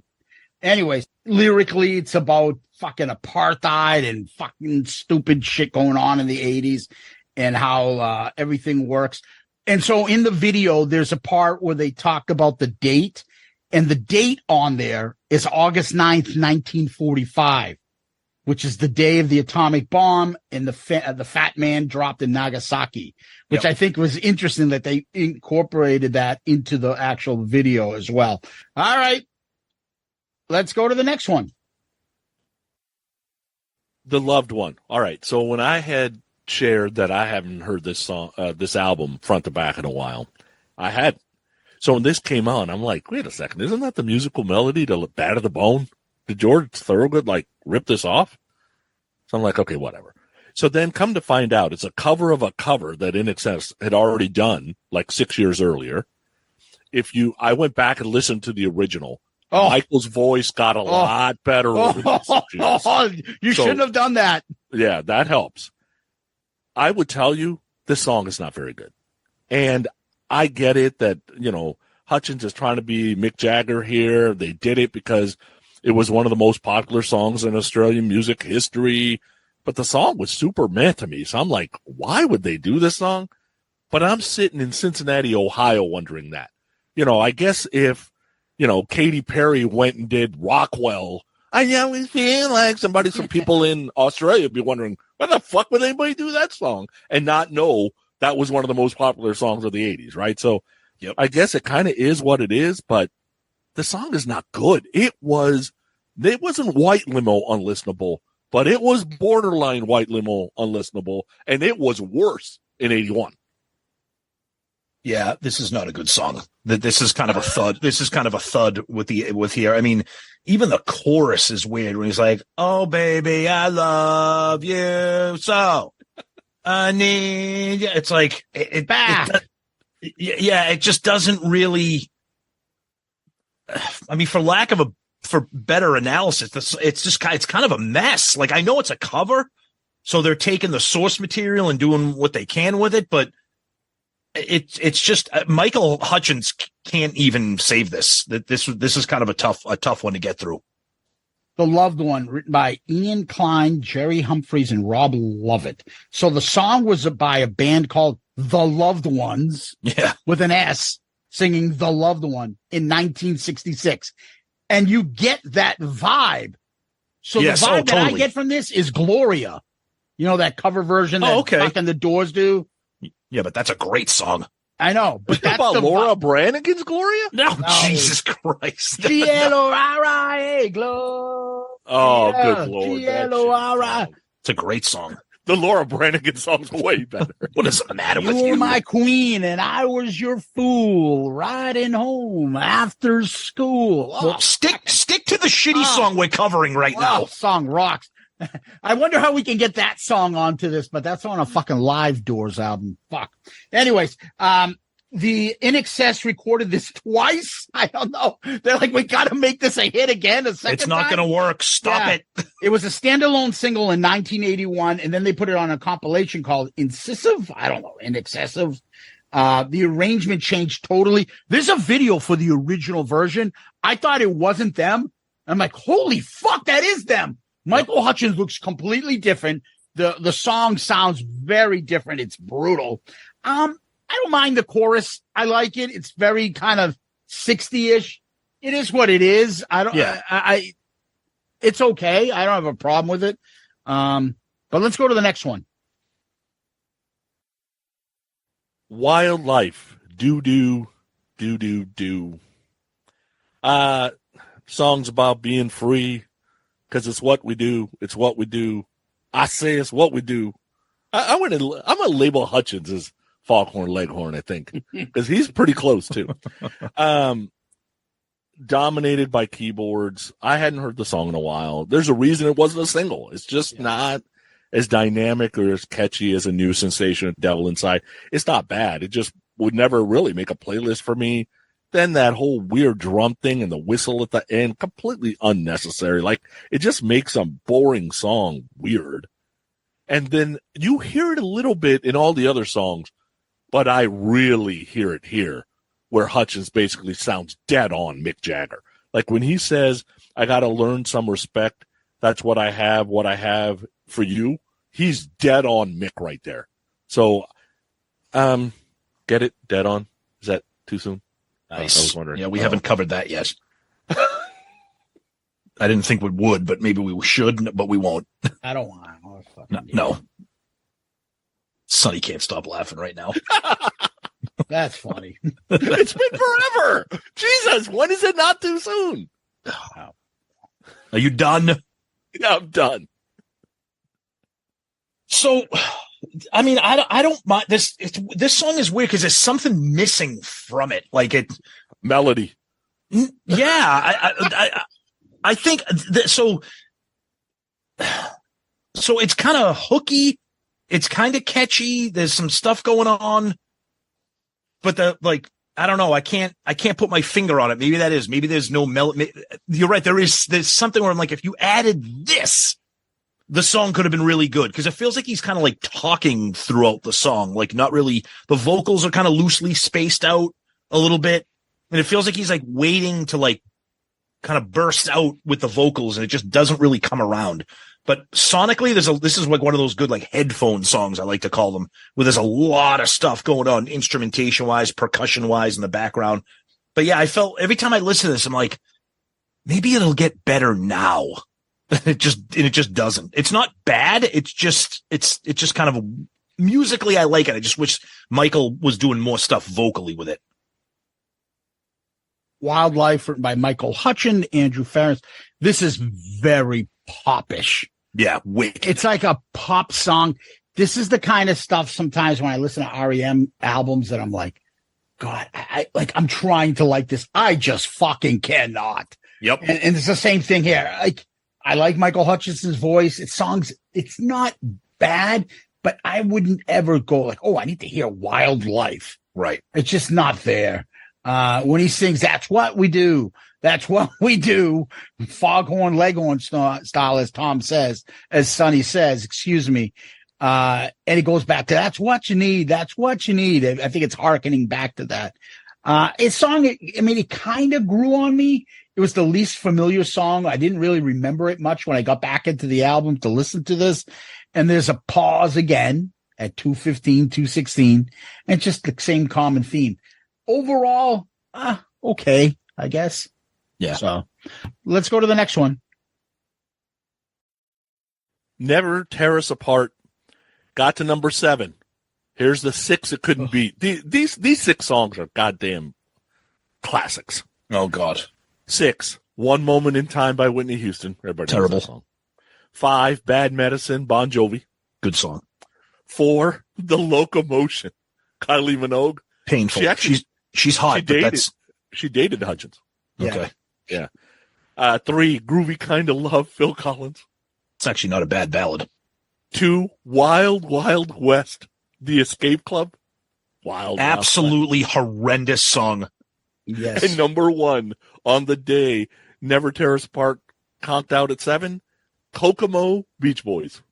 Oh, An absolute dark day in music history when that song was released.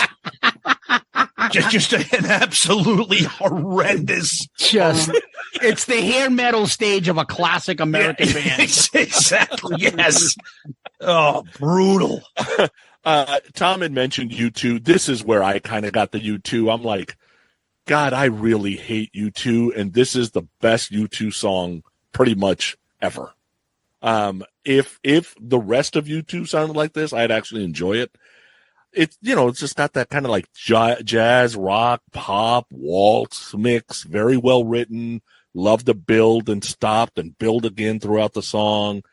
Hutchence, kind of like soulful vocal, especially when he kind of goes off on the don't know why, I. Great solo, great backing vocals in the last choruses. I thought it was a good idea. And then, so it's a great song. It's written well. And then you mix that in with, I am always fascinated by the stories of love that you could buy all these people flowers and presents and woo after people. And when you actually fall in love with somebody, it just fucking happens. There's nothing that like makes you think it's going to happen. You don't know it's going to happen the minute before it happens, but somehow it just happens. Dude, you mix all that up. Great song. I get it. It's slower. I get it. It's not rocking, but it deserved to be number 1 because those other 6 songs are not better. This is, in my opinion, one of the great ballads of the era. I mean, just an absolutely spectacularly arranged song. His vocals are amazing. The lyrics, when the band kicks in, when he says we could live for 1,000 years, but if I hurt you, I'd make wine from your tears. It's like, it's so, in the way that he delivers those words. This is, I have always loved this song, and I hadn't heard it in forever. We'll get to the video, but I just really think this is a standout track. The sax solo is amazing. I found myself laughing. I went for a run the other day and this came on, and I'm like, the saxophone solo, this sounds like something. What does this remind me of? Do you remember the episode of Seinfeld where Elaine is dating the guy who writes the hot and heavy saxophone song? And at the end, and at the end, he forgets how to play because of, watch the episode. I'm like, oh, this is a hot and heavy solo right here. And then, like, Sonny, you mentioned the backing vocals that are kind of overlaying what Michael is singing. It's a great song. It's just a beautiful ballad. Never Tear Us Apart, Michael Hutchence, Andrew Farriss, the fourth single, number 7 in US, 282 on Rolling Stone's top 500 songs of all time. It says it's a combination of Viennese waltz synth with dramatic pauses. There's the pause again. But it was originally meant for the piano, like a Fats Domino type of song. And then the producer wanted to add the strings and the synth. And it kind of changed everything. A song about two people trying to form an unending bond. After the first pause, den, den, den, den, den, den, den. There's like that surfer guitar. Makes me think of the surfer guitar music from Pulp Fiction. Just the lyrics and the vocal delivery makes this work. Other people couldn't have sing it the same way.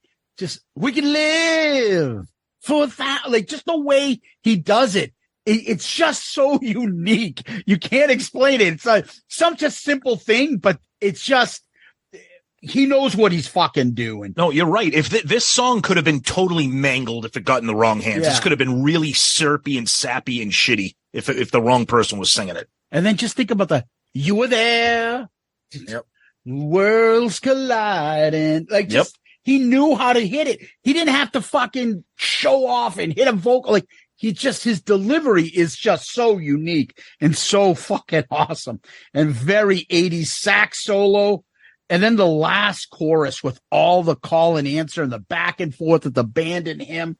And then you start noticing when the song ends, I'm like, oh, it's a ballad. What's this? 4 minutes and 54 seconds. I'm like, it's fucking 3 minutes. And I look back, I'm like, all these songs are like 3 minutes. Pony's going to be in fucking heaven because there's no like 6 minute song here. It's just all nice and quick. 3 minutes in and out. Do your business. Video. Another one in Prague. The guy, he's singing, walking around. They're all like wintered up. I love videos like that where like with an emotional ballad, you can feel the cold. You can see like the jackets, the background. You can feel like the loneliness. The or string like section is playing near the river. Like fucking great video. I love it. In Prague and this Eastern European village and all these people walking around and the ancient fucking, city. And they're all on these buildings and castles, from God knows what century. It's beautiful. Yeah. Cause when you hear a city called Prague, doesn't exactly sound like a place you want to vacation to, right? No, it sounds like a scene in fucking Hostel. Right, right. So to see it the way you see it in the video is beautiful. What's interesting is the song's a bit sappy. It's a love song. It's done well. It's sold well. The beautiful landscapes of Prague, the violins all work. But then when he's walking, why does he keep looking back? That's weird. He's wondering where his woman is. I'm saying never tear us apart. Where the fuck are you? You're still following me, right? You're still it's like that scene in Naked Gun when fucking Frank is just talking to himself. And where am I? He's like in fucking Chinatown or something. Like, after he looks around, like, what the fuck? But also, I'm sure the fucking people from that area love the fact that they had Buddy Holly do a sax solo in a fucking graveyard. Oh, I know. Yeah. Great solo. Oh, yeah. Great song. All right, guys, let's move on. Mystify. So, we live with these albums for a month or so, and we're listening to them kind of over and over. And yesterday, Nicole and I, we were out for about 8.5 hours. We went to Yellow Springs, went to lunch, went to Walmart. What's Yellow Springs? Yellow Springs is where Dave Chappelle lives. It's right around the corner here. Oh, it's a city. Yeah, it's a city. Yellow Springs. Was it piss? Yes. No. Chappelle lives in piss. I'm gonna piss on you like that fucking Drip, drip, drip. Yeah.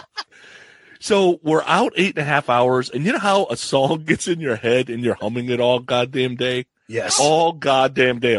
Mystify me. All goddamn day. Right? I'm like, what the fuck am I doing? And we were listening to Hailstorm on the way there and back, and I kept humming fucking Mystify. Song has hints of the new wave that they were originally. That finger snaps, that earworm, I love it. I love that the second verse gets a little bit bigger. There's all kinds of musical earworms in this song. The guitars are doing all kinds of stuff if you actually pay attention. But for all the things that people love about the fucking Dream Theaters and the rushes and all that complicated bullshit, dude, just a simple melody with a great singer and a few finger snaps can get in your head and fucking swim there all day. What a well-written song. The finger snapping is terrible. I love it. It's just it's a little bit too like West Side Story. Like, look at me. Like it's a little bit. You're doing a fucking wrist flick too. He wasn't doing a wrist flick. It's a little too fucking like. No. And then when the song kicks into gear, it's not a weird song. Excuse me. It's not a bad song. It actually reminds me of stuff that like Elton John was doing in the 80s when the full band kicks into gear, which I'm not a really big fan of 80s Elton John, early 80s, 80, 81 maybe. But like as the 80s went on, I was like, but anyway, the song's a little too, I don't know. And he says mystify way too many times, but it's got some earworms. I'll give you that. It's got some definitely musical earworms, but it's not one of my go-tos on the album. Mystify, written by Michael Hutchence, Andrew Farriss. It's the fifth single, made it to number 17 on album Rock Tracks. I like the funky piano, obviously the vocals. The piano is very 14 years. If you, yes. The chorus with the breaks, then the finger snapping, Mystify said about 1,000 times. The little guitar fills that come in halfway through the song. I like it. I always, like when I went back, I'm like, I always knew this song. I'm like, I don't remember it really as a single, but catchy as all fucking hell. And I think it works. And I think it works even better because of the video. So the video is black and white. They start by watching how the songwriting process goes with Michael Hutchence and Andrew Farriss, and they're playing Never Tear Us Apart.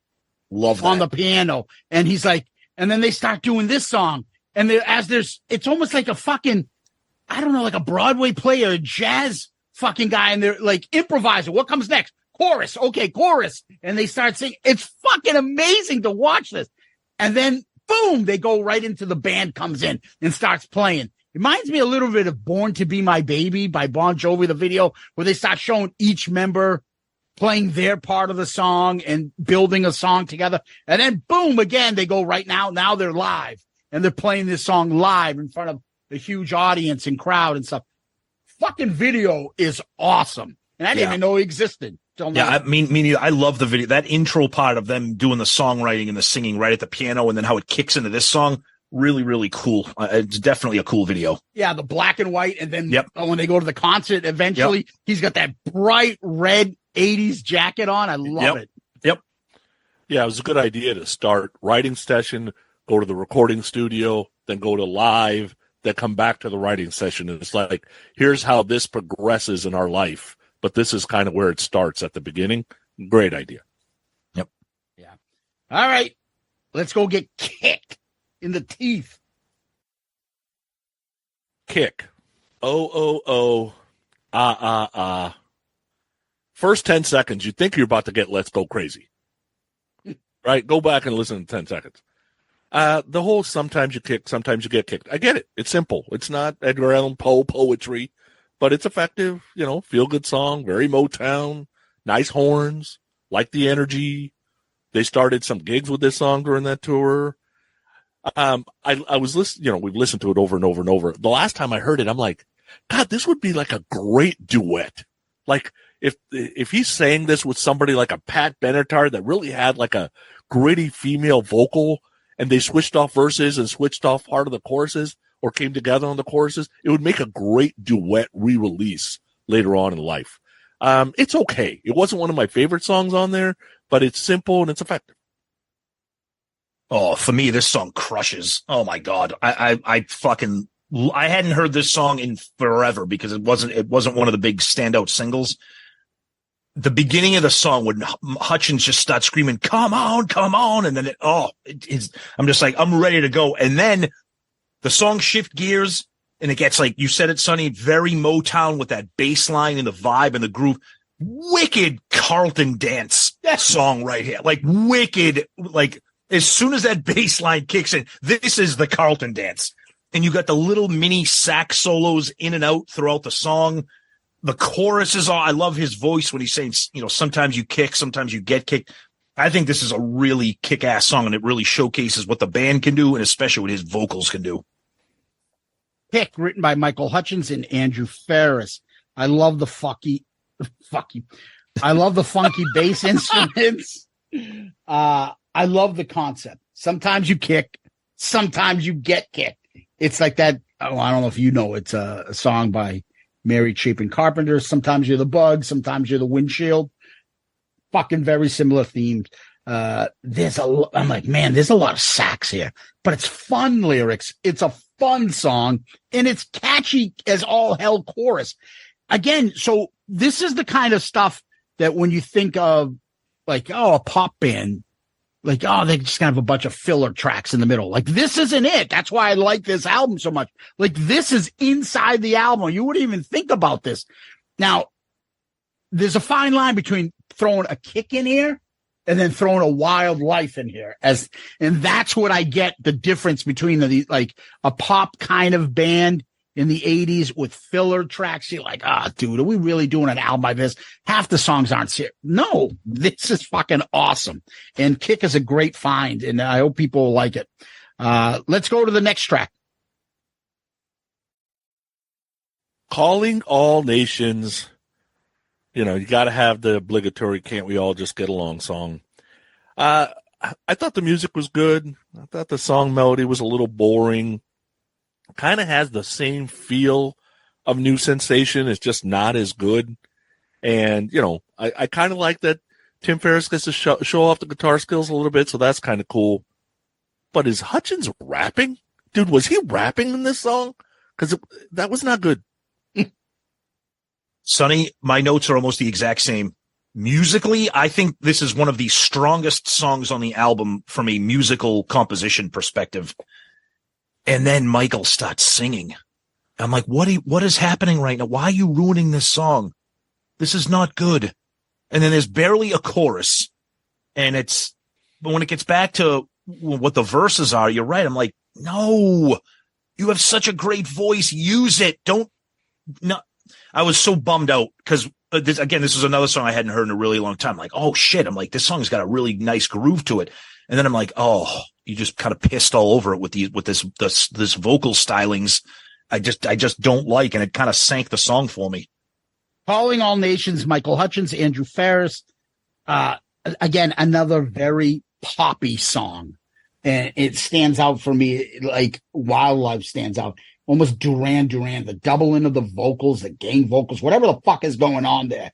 It sounds like, I don't know if you guys are familiar with it, but I love it. It's one of my favorite those Save People type songs that came out in the 80s. Sun City. Oh God. Oh, Lord. You're talking about all the shit that saved the farms and save Africa and save the planet. Ain't gonna play Sun City. Yeah, and then they start singing out some of the lyrics. And if you tell me that this doesn't fit in Calling All Nations, remember relocation to phony homelands, separation of families. I can picture who's singing. That's the Midnight Oil guy.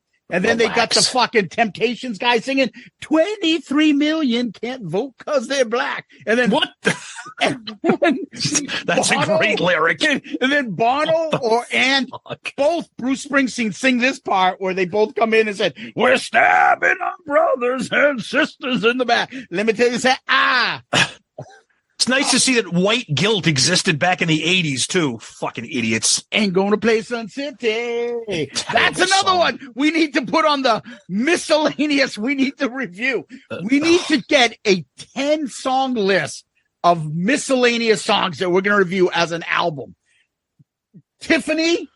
Yeah, fucking Debbie Gibson. Sun City. I want to break down We Are the World and the video. Yes. I was thinking maybe we could have Patreon pick the 10 songs, but then I figured it'd be no. Fucking no. Fucking no. No, because then they'll be picking the song from the fucking Gravediggers fucking live album or something. Yeah. I don't need Municipal Waste fucking live at Budokan or whatever. No. Live in my neighbor's basement. Oh, God. All right. Anyways, the song is just, I think it's one of the filler tracks on here. Don't really like it. Yeah, and it's kind of, you're right. Rap fucking pop. I don't know what the fuck it is. Let's go to the last track. Tiny Daggers. All right. So Zeus alluded to it earlier. Andrew Farriss has said when it came to write and record the next record, band set out to make, didn't want to share any music formula with other hits of the time. Andrew had said anyone can write a song that sounds contemporary. We wanted our songs to sound like the future. And then you fucking rewrite Young Turks, you fucking liar. Oh, what? Okay, because it's the same melody. I'm sorry. All right, so very 80s movie soundtrack sounding. You can hear it. Tiny Daggers playing a fucking montage of some shit. And I get it. It's about a woman that doesn't like you anymore because you ripped off Young Turks. That's why. The song's okay. It just, I'm not upset. I'm disappointed that the song didn't end with a new sensation or a devil inside or something really banging. This song is just, ugh. And Young Turks is 100 times better. See, this is why I love these episodes. I'm going to fucking rain all over everyone's parade right here. I fucking love this song. I think this album ends on such a fucking banger. It's wicked new wave 80s, but it's got Michael Hutchence doing the vocals, so he rescues it from being, it's got the cool beat. But the thing that I love about this is the overlay of the vocals. So when the song starts off, he says, "Ever stop to wonder? I should not question. Move a stone, look under. I should not for some reason, that's like such a, we always talk about earworms. I think that's such an awesome earworm. And then the chorus is so cool. I just think the chorus is so cool. To me, this song, I was like, I haven't heard this song in probably 35 years. And I think it's fucking fantastic. I think those lyrics were in Ice Ice Baby, by the way. Just the way you said them, too. I love Ice Ice Baby. We're doing To the Extreme next month on ARC. Throw that in the mix. We're doing Informer by Snow. Ice Informer. Ice Baby. I love Informer. I'm sure you do. I lick your boom boom now. I always used to say I lick your bum bum now. Exactly. Wow, we're all Tiny over the Daggers. place. Written by Michael Hutchence, Andrew Farriss. I am on Tom's side. Fucking great, catchy song. And you know what you were saying? I almost jumped in when you're saying the beginning. Ever stop to want? Everything is hiccuping. Like he's putting pauses. I love it. It's just like, those are the little things you catch. And it,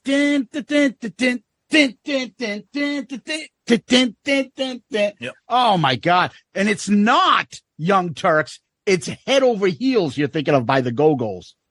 No, it's Young Turks. That's a great song too. Go-Go's, add that to the list. Yeah, that's the song that I think this covers. Head Over Heels.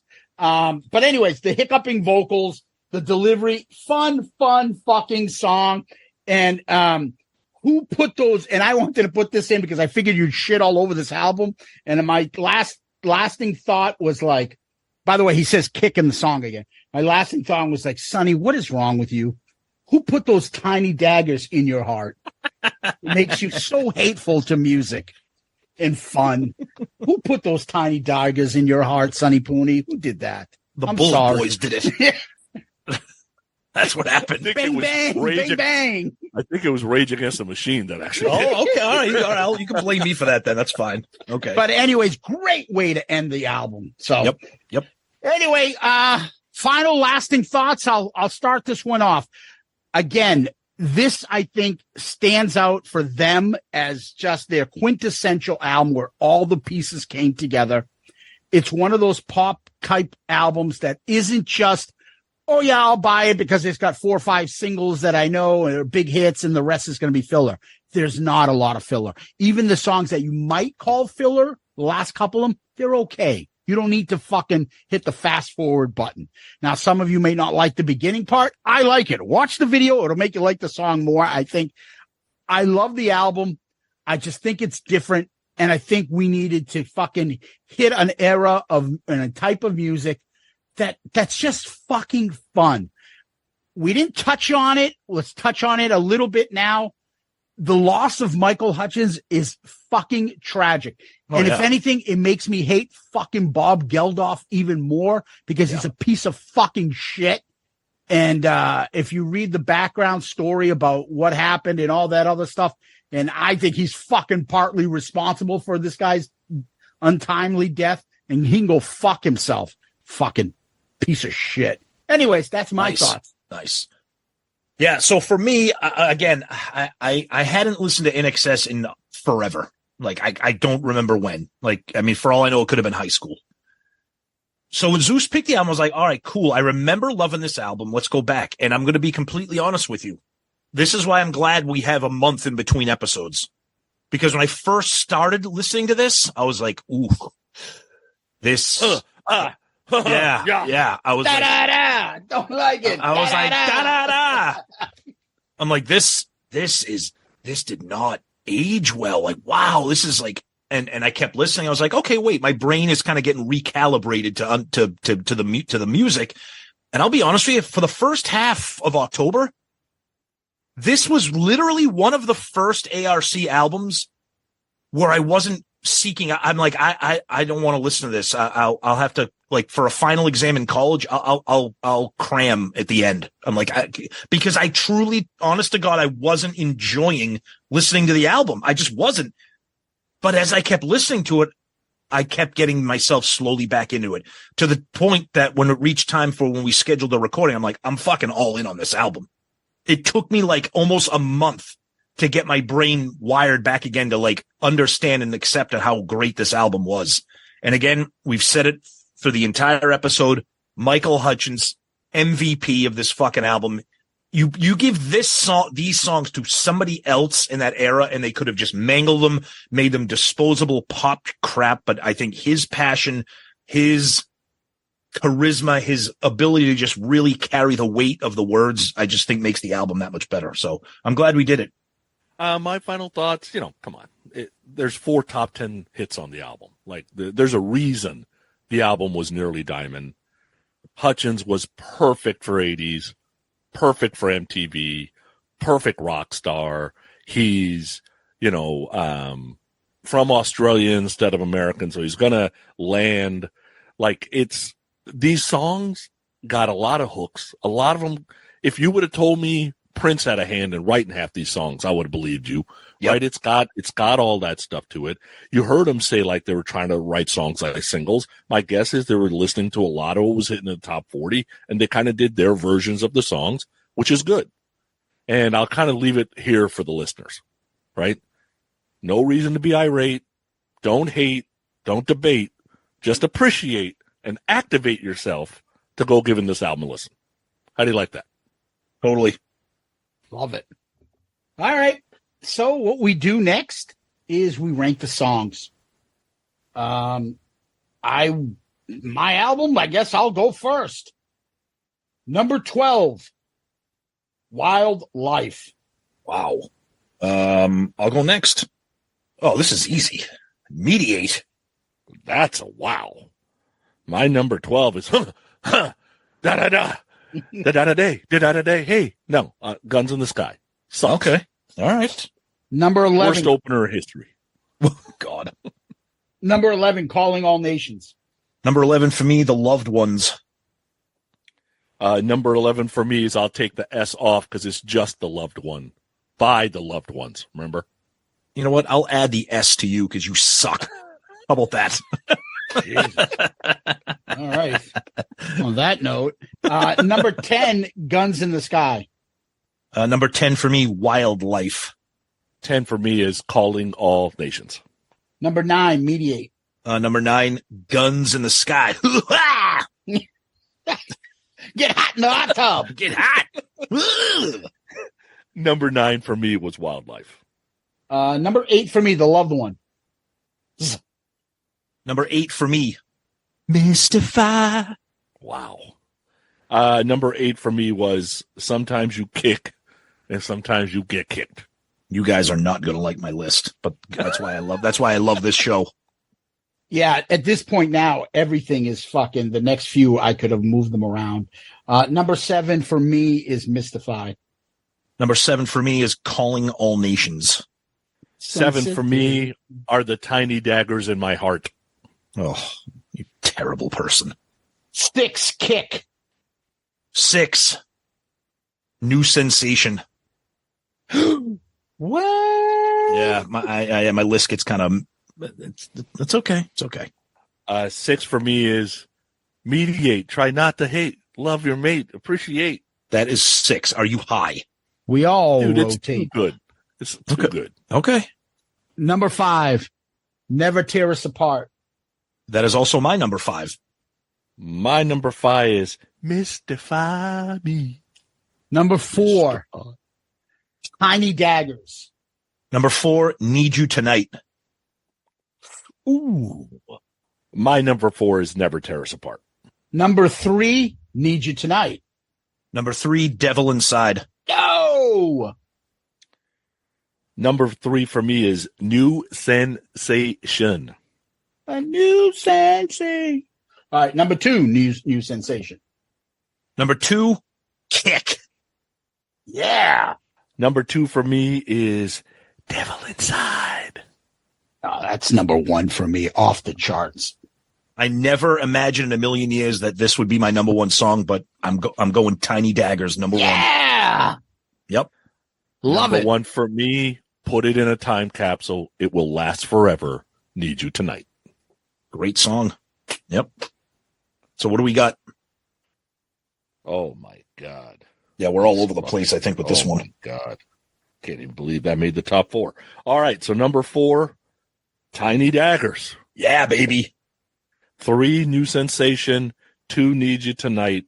1, Devil Inside. Somehow Tear Us Apart is outside the top 4. Thanks to me and my Tiny Daggers in your heart. Wow. Yeah, I think in the poll, we go with the top 4. Though, like the Never Tear Us Apart goes in there instead of Tiny Daggers. Oh, I agree. Yeah. No, I agree.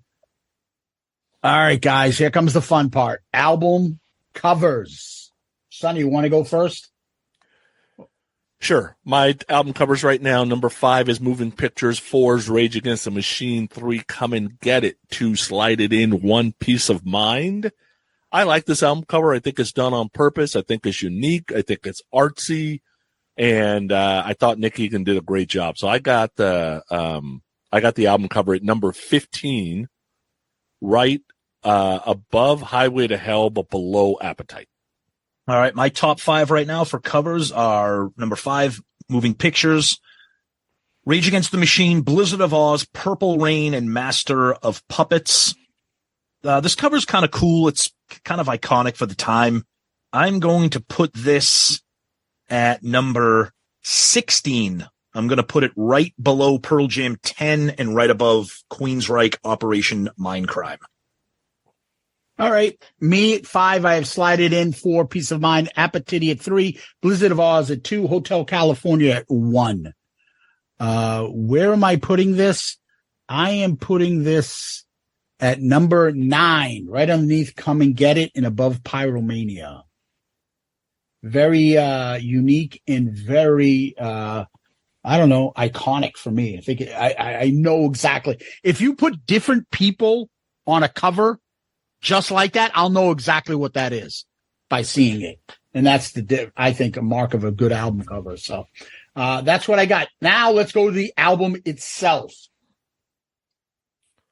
All right, so my top 5 right now, I got 5 Appetite, 4 Slide It In, 3 Hailstorm, 2 Purple Rain, 1 Black Tiger. There was parts I liked about this album, parts I don't like. I've got it at 17. I got it at 17. So I got it right under Trash. Yes, under Trash, and above Rage Against the Machine. Wow, ranked pretty high. Yeah. Well, dude, some of these, I mean, you're talking about 80s pop masterpieces written in this thing. Yeah. Wow. All right. Wait, before you go on, I think that's the highest ranked non-Sonny album that he has. Could be. No, I've got other non-Sonny albums, don't I? Besides Patreon picks or group picks? Yeah. Oh, Patreon picks. I forgot about the Patreon picks. All right, my top 5. It's supposed to be like that. I agree. That's why we pick them. Yeah, it's just the first time you've ever fucking done it. That's my point. All right, my top 5 right now is Rage Against the Machine, Shout at the Devil, Purple Rain, Moving Pictures, Master of Puppets. Jeez, it's almost the same as my covers. Look, I like this album. It's just not an album that I go to. I'm glad I revisited it and listened to it. But, looking at the albums that we've reviewed so far, these are some of the great albums in my catalog, whether they're nostalgic and historic albums or albums that I listen to still today. So I feel bad ranking it this low, but it's an album that I still like. Kick is going to be number 30 for me. It's going to be right below Slide It In and right above Night Songs. So, 45 albums, I got it at 30. So I'll take that. It's a good album and I will probably go back to it. All right. For me, number 5, I have Pyromania, 4 Blizzard, 3 Hotel California, 2 Automatic for the People, 1 is Purple. Where am I putting Kick? I am going to put Kick at number 22, just above. Wow. Sonny has your album ranked higher than you. Yeah. Wow. Yeah. I love the album. Is that so that's it. So to me, that's fascinating because is that like one of our lowest, like self-picked rankings? No. You have Odyssey at 23. Yeah, Odyssey was like the third album we ever did, or fourth album we ever did. You picked it. So. No, but it's funny. We talk about this every episode. I would listen to Odyssey probably about over 80% of what's on air. I love that album. I don't know how that got ranked so low. Same thing with Slide It In. But I have Detonator. I picked that at 24. Like Remember I randomly picked Look at the Cat Dragged In? Yeah. So that's 31. Yeah.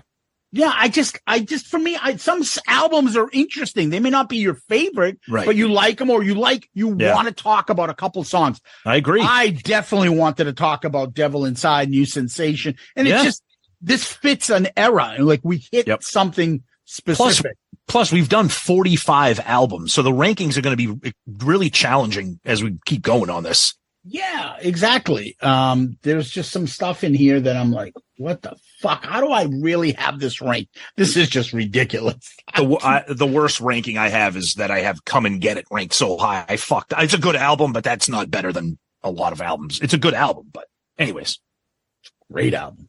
But we're 45 albums in. My suggestion would be at 50. Oh, we'll do something. We do a live cast where we all pick something different. We won't make it an album. We'll do a live cast where we'll move things around a little bit and update our charts. So.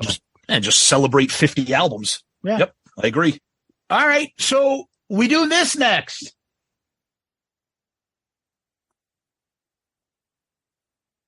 Sonny, what makes you rock hard? All right. So I'm going to go with a Netflix a television series. So it's called Who is Aaron Carter? Have either one of you seen this yet? Is this Aaron or Aaron Carter? Aaron, E-R-I-N. Okay. No, I haven't heard of it. No. Yeah. So it's on Netflix, 7 episodes. The basis of it is Aaron Carter. She's British-born school teacher. She lives in Barcelona with her husband and daughter. Something happens at a visit to a grocery store. armed robbery. She ends up killing one of the people at the armed robbery. And we come to find out that she has a past connected to one of the people that she hurt and killed. No. That moved her to Barcelona to begin with. So it's like binge-worthy type of thing. Now, I will tell you the actors and actresses here are all no names. You probably don't know them. But the lead actress, her name is Evan Hamad. She is part Kurdish, part Swedish. So if you like a little cream, a little flavor in your coffee, right, in your women, she is hot. And it's easy to watch. And she's got the English accent, which is not bad to hear with what you're seeing on TV. And I would tell you that 7 episodes, man, they went blur. It was really well written, kind of like, one of those like thriller type things. Cool. A little bit, few surprises here and there, but a very, very easy watch. Cool. I'm actually going to pick an album here. We would never get to it on ARC. I mean, maybe if we get to fucking 100 episodes, who knows? But it's a new solo album by Duff McKagan from Guns N' Roses called Lighthouse. And I have been raving about this. It reminds me a little bit of how when Jerry Cantrell released Brighton back in 2021, it's the sound of a guy who's kind of embracing his age, embracing his career, embracing kind of like his life. It rocks out at times. It's kind of somber at times. It's kind of melancholy at times. Sometimes it sounds like painful. Sometimes it sounds punkish and rockish, but it really, and it's ironic because Duff and Jerry Cantrell are best friends, and he does a song with Jerry Cantrell on this album called I Just Don't Know. It's a really awesome album. It's unique, and Duff has a really interesting voice, a very unique voice. Some might not like it because sometimes it sounds kind of whiny and a little bit punky, but it's called Lighthouse. It just came out not long ago, and it's Duff McKagan's solo album. I highly recommend it. It's very, very cool. Cool. I know that you guys love to fucking shit all over So Fine from Future Illusions. I don't know, not me. I mean, it's not my favorite. But I know Sonny hates it. I'll help you. I'll help you. Duff needs to embrace. Nobody needs or wants to listen to this shit. That album is fucking horrible. Which album? I gave the new one, Lighthouse. Yes, I gave it a listen. I'm like, oh my god, this is complete shit. I love it. Why is Duff? I love it. I love it. Go watch Who Was Aaron Carter, and I'll listen to Lighthouse. Oh my god, so bad. I thought he was talking about the fucking fucked up Aaron Carter. That's what I thought it was. I'm like, isn't that guy in NSYNC? Isn't he dead? No. Oh, okay. He was some pop guy, but I don't think he. Yeah, his brother's in the Backstreet Boy. He's dead. Nick, yeah. Oh, okay. He's all fucked up. Like, everybody's dead in this episode. Anyways, all right. Mine is like, I'm thinking like, oh shit, I forgot to do You Make Me Rock Hard. Like, what have I been doing? Like, what do I watch besides stupid, like, hockey seasons here and stuff? But one thing I watch, and when I have time, I like mindless sitcoms that I just can put on and just not think about too much and just have a couple laughs. And this was a TV sitcom from the 2000s, and that is Kiss fan himself, The George Lopez Show. I watched that show. Are you kidding me right now? Loved it. Love it. I find his sense of humor, his mannerisms, his fucking comic delivery, the faces, the bilingual jokes that he'll throw in. The family the characters in the show are fucking funny as hell. The fucking mom who's a mess, and his relationship with his loser fat friend, and he just shits on him. And there's a lot of like stuff that they hit that I'm like, I can't believe they were talking about this or saying this shit during that. Love watching little tidbits of going into his friend's room, and he has Live in the Heart of the City Whitesnake poster in the room, or Kiss fucking photos all over and everything. There's a lot of Kiss shit hidden and sprinkled in the show. I like George Lopez. I find his humor. He's one of my favorite comics. The show is easy, mindless fucking simple stuff, half an hour you can watch. I've seen all the Seinfeld and Friends stuff.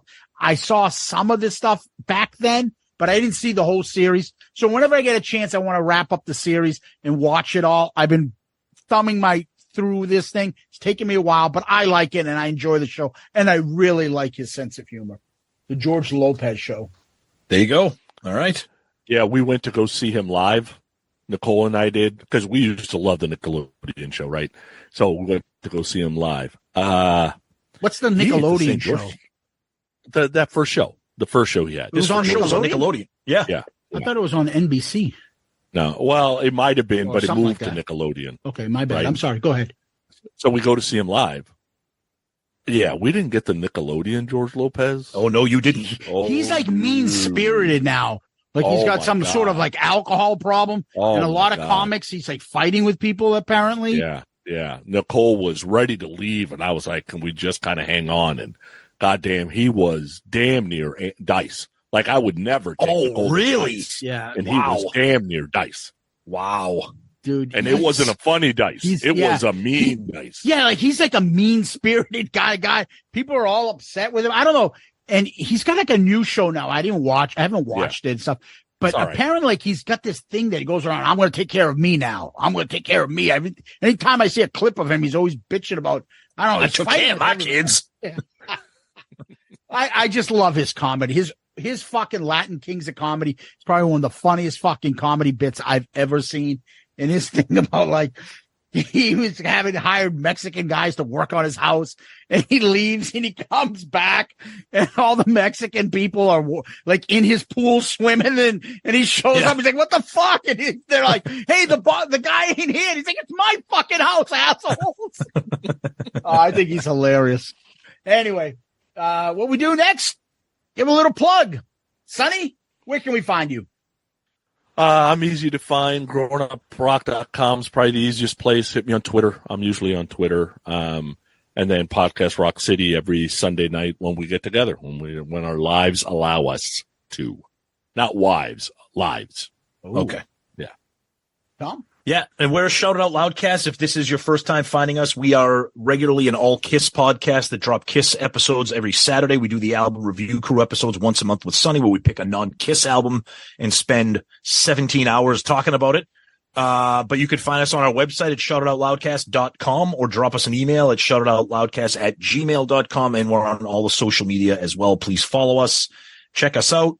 Our next album for the month of November will be our Patreon pick. So brace yourself, people. And then I have the month of December, and I might do fucking Andy Williams' Christmas album just to piss everybody off. So hold on to your horses, baby. I love that album. So do I. I have it. Yeah, that's awesome. Great. Fucking great. Fucking great. Yeah. As Takashi would say. Anyway, we go to famous last words.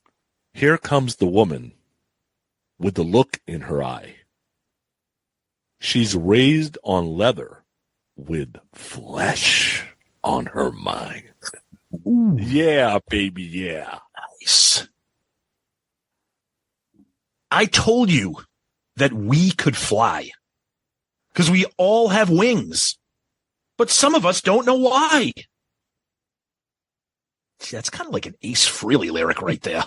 Yeah, but Ace can't go, why, I. That he cannot do that. That's very true. I'm a great songwriter. Dude, shut the fuck up. He's insane. Paul's going to look like an imbecile when he listens to my stuff. Sonny Pooney, who put those tiny daggers in your heart? Who put those tiny daggers in your heart? Who put those tiny daggers in your heart? Wonderful. REM. Sonny Pooney with the tiny daggers in his heart. Loudcasters, Kiss Army, thank you. Always a great time. Good old Sunday morning talking about getting kicked. Yep. I love these guys. You're the best. Everybody out there listening, I can't wait to hear what people think about this, because I think this is one of those albums where people really like, but they just sometimes they're afraid for some strange reason to be an adult and say what they like. So They all laugh. Oh my God, it doesn't have an electric guitar. It have a 3 fucking chord riff. I can't like it. People are going to make fun of me because it's pop oriented. It's a fucking good album. Enjoy it, people. Anyways, Sonny, Zeus, as always, great time. Love ending on a fucking miserable note. On that, Fuck 'em. be so Girl Scout.